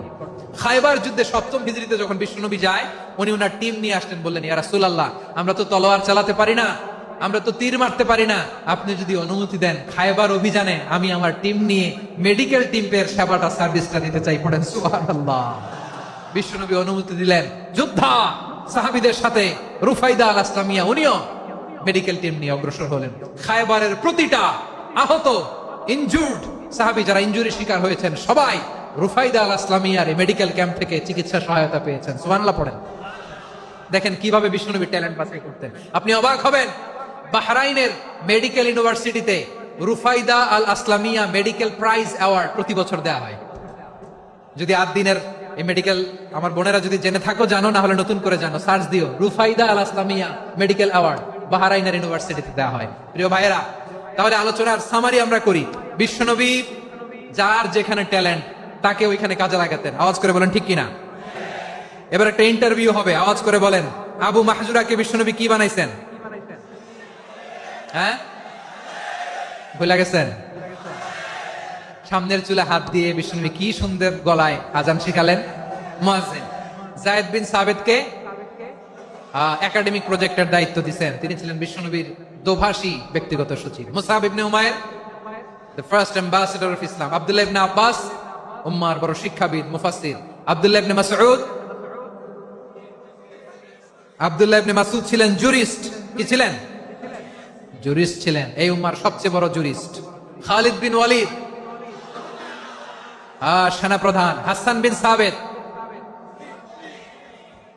বিন সাবিত ছিলেন বিশ্বনবীর সভাকবি। কি ছিলেন? বিশ্বনবীর সভাকবি ছিলেন। এরপরে হুযায়ফা ইবনুল ইয়ামান কি ছিলেন? গোয়েন্দা বিভাগের প্রধান। মুআদ ইবনে জাবাল কি ছিলেন? সিনিয়র আমলা, ইয়ামানের গভর্নর। আবু হুরায়রা রাদিয়াল্লাহু তাআলা আনহু হাদিস প্রিজার্ভেশনের কাজ করেছেন। আর আমাদের রুফাইদা আল আসলামিয়া রাদিয়াল্লাহু তাআলা আনহা কি ছিলেন? নার্স ছিলেন, নার্স হয়ে মেডিকেল সেবা দিয়েছেন। প্রিয় ভাইরা, পুরো আলোচনার যদি সামারি করি, তাহলে বিশ্বনবী যেভাবে হিউম্যান রিসোর্সকে ম্যানেজ করেছেন, যার যেখানে প্রতিভা কাজে লাগিয়েছেন, আমরাও যদি করি, আমাদের বাংলাদেশের চিত্র আমরা পাল্টে দিতে পারবো। আমরা শুরুতে শুনেছি মানুষের আছে অসীম সম্ভাবনা, প্রতিটা মানুষ অনন্য, যত্ন নিলে, যথাযথ পরিচর্যা করলে মানুষ বিশ্ব জয় করতে পারে। ঠিক কিনা? আমাদের হাফেজে কোরআনের সামনে দাঁড়াতে পারে এমন কোন হাফেজে কোরআন আল্লাহর জমিনে জন্ম হয় নাই। গোটা বিশ্ব কাঁপিয়ে তারা সেরা, আমাদের ক্রিকেটাররা সেরা, আমাদের তৈরি পোশাক শিল্প সেরা। এরকম অনেক অনেক সেরা জিনিস আছে, আমরা এগুলোরে নার্চারিং করতে পারি নাই, পরিচর্যা করতে পারি নাই, সঠিক তারবিয়াতের অভাব। তাহলে মানুষের অসীম সম্ভাবনাকে কাজে লাগাতে হবে, ঠিক কিনা বলেন? ইউনুস গভর্নমেন্টকে আমি বলবো, অল্প সময়ের জন্য আপনারা এসেছেন, সংস্কারও করতে হবে, আবার নির্বাচনও করতে হবে। সব সংস্কার হয়তো করতে পারবেন না, যতটুকু পারবেন এর মধ্যে আমাদের যে হিউজ ম্যান পাওয়ার, আমাদের যে মানব সম্পদ, হিউম্যান রিসোর্স, এটাকে ডেভেলপ করে আপনাদের যেতে হবে। যেটা পারবেন না সেটাকে পরবর্তী নির্বাচিত গভর্নমেন্টের কাছে রেখে যেতে হবে, যে তারা যেন করে, তাদের কাছে আপনারা এটা রেখে যাবেন। তাহলে মানুষ চাইলে বিশ্ব জয় করতে পারে, আর মানুষকে হারাতে পারে কেউ? জোরে বলো যশোর, মানুষকে হারাতে পারে কেউ? আল্লাহ আমাদেরকে জনসংখ্যা দিয়েছেন প্রিয় ভাইয়েরা, এই জনসংখ্যা অনেক বড় সম্পদ, এটা আমাদের জন্য অভিশাপ নয়, আশীর্বাদ। আমাদের জনসংখ্যাকে যদি আমরা জনশক্তিতে রূপান্তর করতে পারি, আজকে বাংলাদেশ যে অবস্থানে দাঁড়িয়ে আছে, বাংলাদেশ তার 20 গুণ উন্নতির শিখরে চলে যাবে। চিল্লায় বলো ঠিক কিনা? আমাদের শ্রমিক ভাইয়েরা বাইরে কাজ করে, আমাদের শ্রমজীবী ভাইয়েরা, প্রবাসীরা, তাদের ব্যাপারে গুরুত্ব দিতে হবে। আমাদের শ্রমের দাম সবচেয়ে কম, সবচেয়ে কম। তারা এম্বাসিতে গুরুত্ব পায় না, এয়ারপোর্টে গুরুত্ব পায় না, এই সরকার অবশ্য তাদেরকে অনেক গুরুত্ব দিচ্ছে। আমাদের অদক্ষ শ্রমিককে যখন আমরা দুবাই পাঠাই, অল্প বেতন পায়, কিন্তু ইন্ডিয়ানরা দক্ষ শ্রমিক পাঠাইলে তার 3 গুণ বেতন পায়। আমরা আমাদের শ্রমিকদেরকে অদক্ষ ভাবে আর পাঠাতে চাই না, দক্ষ শ্রমিক পাঠিয়ে আমরা রেমিটেন্সের বন্যা বইয়ে দেব। আমাদের শ্রমিকদের পাঠানো রেমিটেন্সের টাকায় সচল থাকে আমার দেশের অর্থনীতির চাকা। তাদেরকে সবচেয়ে গুরুত্ব দিতে হবে। আমরা পেয়েছি ফ্রিডম ফাইটার, মুক্তিযোদ্ধা, আর আমার প্রবাসী ভাইরা হচ্ছে রেমিটেন্স ফাইটার। জোরে বলো ঠিক কিনা? তাহলে আমাদের এই জনশক্তিকে জনসম্পদে ট্রান্সফর্ম করতে হবে, ঠিক কিনা বলেন? সরকার জনগণকে এভাবে পলিশ করতে হবে। মা বাবারা ছেলে মেয়েদের মধ্যে কার কোন যোগ্যতা, তাকে ওইভাবে কাজে লাগাতে হবে। সবার এ প্লাস পাওয়ার কোনো দরকার নাই। আমাদের দেশে একটা টেন্ডেন্সি আছে, পরীক্ষায় এ প্লাস না পাইলে কই তুই কি করলি, পাশের বাড়ির ছেলে এ প্লাস পাইছে, যা ওর পা ধোয়া পানি খা। কি খা? তা আমি ভাবছি যে পা ধোয়া, এ প্লাস পাওয়া ছেলেদের পা ধোয়া পানির একটা পানির ব্র্যান্ড বানাইতে হবে, এরকম লেখা থাকবে, এ প্লাস পাওয়া ছেলেদের পা ধোয়া পানি। খাওয়া নাই, এগুলার খাওয়া নাই। ওরে আল্লাহ এ প্লাস পাওয়ার জন্য বানাইছে, আর আপনার ছেলেকে এই এ প্লাস গুলারে নিয়ন্ত্রণ করার জন্য আল্লাহ বানাইছে। ওকে দিয়ে আল্লাহ কি করবে আপনি জানেনই না। একটা এ প্লাস, একটা এ গ্রেড, একটা মানুষের জীবনকে ঠিক করে দিতে পারে না। আপনার ছেলেকে আল্লাহ অন্যদিকে যোগ্যতা দিয়েছে। ওদের মনোবল ভাঙবেন না, খবরদার, খবরদার। ছেলে মেয়েদের মনোবল ভাঙবেন না। যাকে দিয়ে যেটা হবে তাকে দিয়ে সেটা করতে হবে, তার প্রতিভাকে সেভাবে কাজে লাগাতে হবে। তাহলে বাংলাদেশ, আমাদের এই জনসংখ্যা জনসম্পদে রূপান্তরিত হবে। আমাদের সরকারের তত্ত্বাবধানে আমাদের 18 কোটি জনগণ দক্ষ জনশক্তিতে রূপান্তরিত হোক, আমরা চাই কি চাই না? আমরা ভালো মানুষ, শ্রেষ্ঠ মানুষ হতে চাই কি চাই না? ওই জাপানিজদের মতো সৎ, ওই ইউরোপিয়ানদের মতো কালচার্ড। আমাদেরকে আল্লাহ তাআলা কোরআন সুন্নাহ অনেক কিছু দিয়েছেন। যেহেতু বর্তমানে আমরা দেখছি তারা সৎ, তাদের মধ্যে ভ্যালিউ আছে, সেগুলো আমাদের মধ্যে আনার দরকার আছে না নাই? আর ইসলাম দিয়ে আমাদের জীবনকে সাজাতে হবে, ইসলাম দিয়ে আমার পরিবারকে সাজাতে হবে। ইসলাম থেকে, কোরআন থেকে প্রেসক্রিপশন না নিলে জীবন সুন্দর হবে না। কোরআন থেকে প্রেসক্রিপশন না নিলে সমাজ সুন্দর হবে না। কোরআনের প্রেসক্রিপশন না মানলে রাষ্ট্র সুন্দর হবে না। কোরআনের প্রেসক্রিপশন অ্যাপ্লাই না করলে শুধু দুর্নীতি দমন কমিশন দিয়ে দুর্নীতি বন্ধ করা যাবে না। এজন্য কোরআনের আইন আমরা চাই কি চাই না? প্রিয় ভাইয়েরা, হিউম্যান রিসোর্স ডেভেলপমেন্ট, মানব সম্পদের উন্নয়ন, আমাদের সরকার যেন এদিকে নজর দেয়। আমরা যেন এই ব্যাপারে যত্নবান হয়ে উঠি। যাকে আল্লাহ যে যোগ্যতা দিয়েছে, এই যোগ্যতা দিয়ে আমরা যেন ইসলামের জন্য, দেশের জন্য কাজ করি। আমরা যেন আমাদের স্কিল ডেভেলপ করি, আমাদের পটেনশিয়ালকে ডেভেলপ করি। মোরালিটি, ভ্যালিউজ নিয়ে শায়েখ আহমদুল্লাহ আলোচনা করেছেন, এগুলো দিয়ে যেন আমরা আমাদেরকে সাজাই। আল্লাহ তাআলা আমাদের দেশকে তুমি নিরাপদ করো, আমরা পড়ি আমিন। আল্লাহ আমার 18 কোটি জনগণকে তুমি জনশক্তিতে রূপান্তরিত করো, আমিন। আল্লাহ আমরা হাতে হাত রেখে কাঁধে কাঁধ মিলিয়ে ভাই ভাইয়ে যেন এই দেশকে গড়তে পারি, আল্লাহ তুমি তৌফিক দান করো, আমরা পড়ি আমিন। আমার প্রিয় মহিউদ্দিন ভাই বলেছেন, হুজুর এমন একটা ঘোষণাপত্র দিয়ে যাবেন আজকের এই ঐতিহাসিক যশোরের প্রোগ্রামে, যেটা গোটা বাংলাদেশে মানুষ এটার উপর আমল করে। আমি যে কথাটা বলেছি এটাই, আসুন আমরা আমাদের জনসংখ্যাকে জনসম্পদে ট্রান্সফর্ম করি, আমাদের জনসংখ্যাকে আমরা যেন জনশক্তিতে রূপান্তরিত করি, জনসংখ্যাকে ট্রান্সফর্ম করে জনশক্তি দিয়ে আমরা যেন আগামীর বাংলাদেশ, স্বাধীন বাংলাদেশ 2.0 কে গড়ে তুলি। আল্লাহ তাআলা আমাদের সবাইকে কথাগুলো বোঝার আমল করার তৌফিক দান করুন। এই জেনজি, ক্ষমা করে দিও আমাকে, অনেক ধমক দিছি, বকা দিছি। আল্লাহ তোমাদেরকে করুক, কবুল করুক, যশোরবাসীকে কবুল করুক, আদ দিনকে কবুল করুক, এই মেডিকেল কলেজকে কবুল করুক।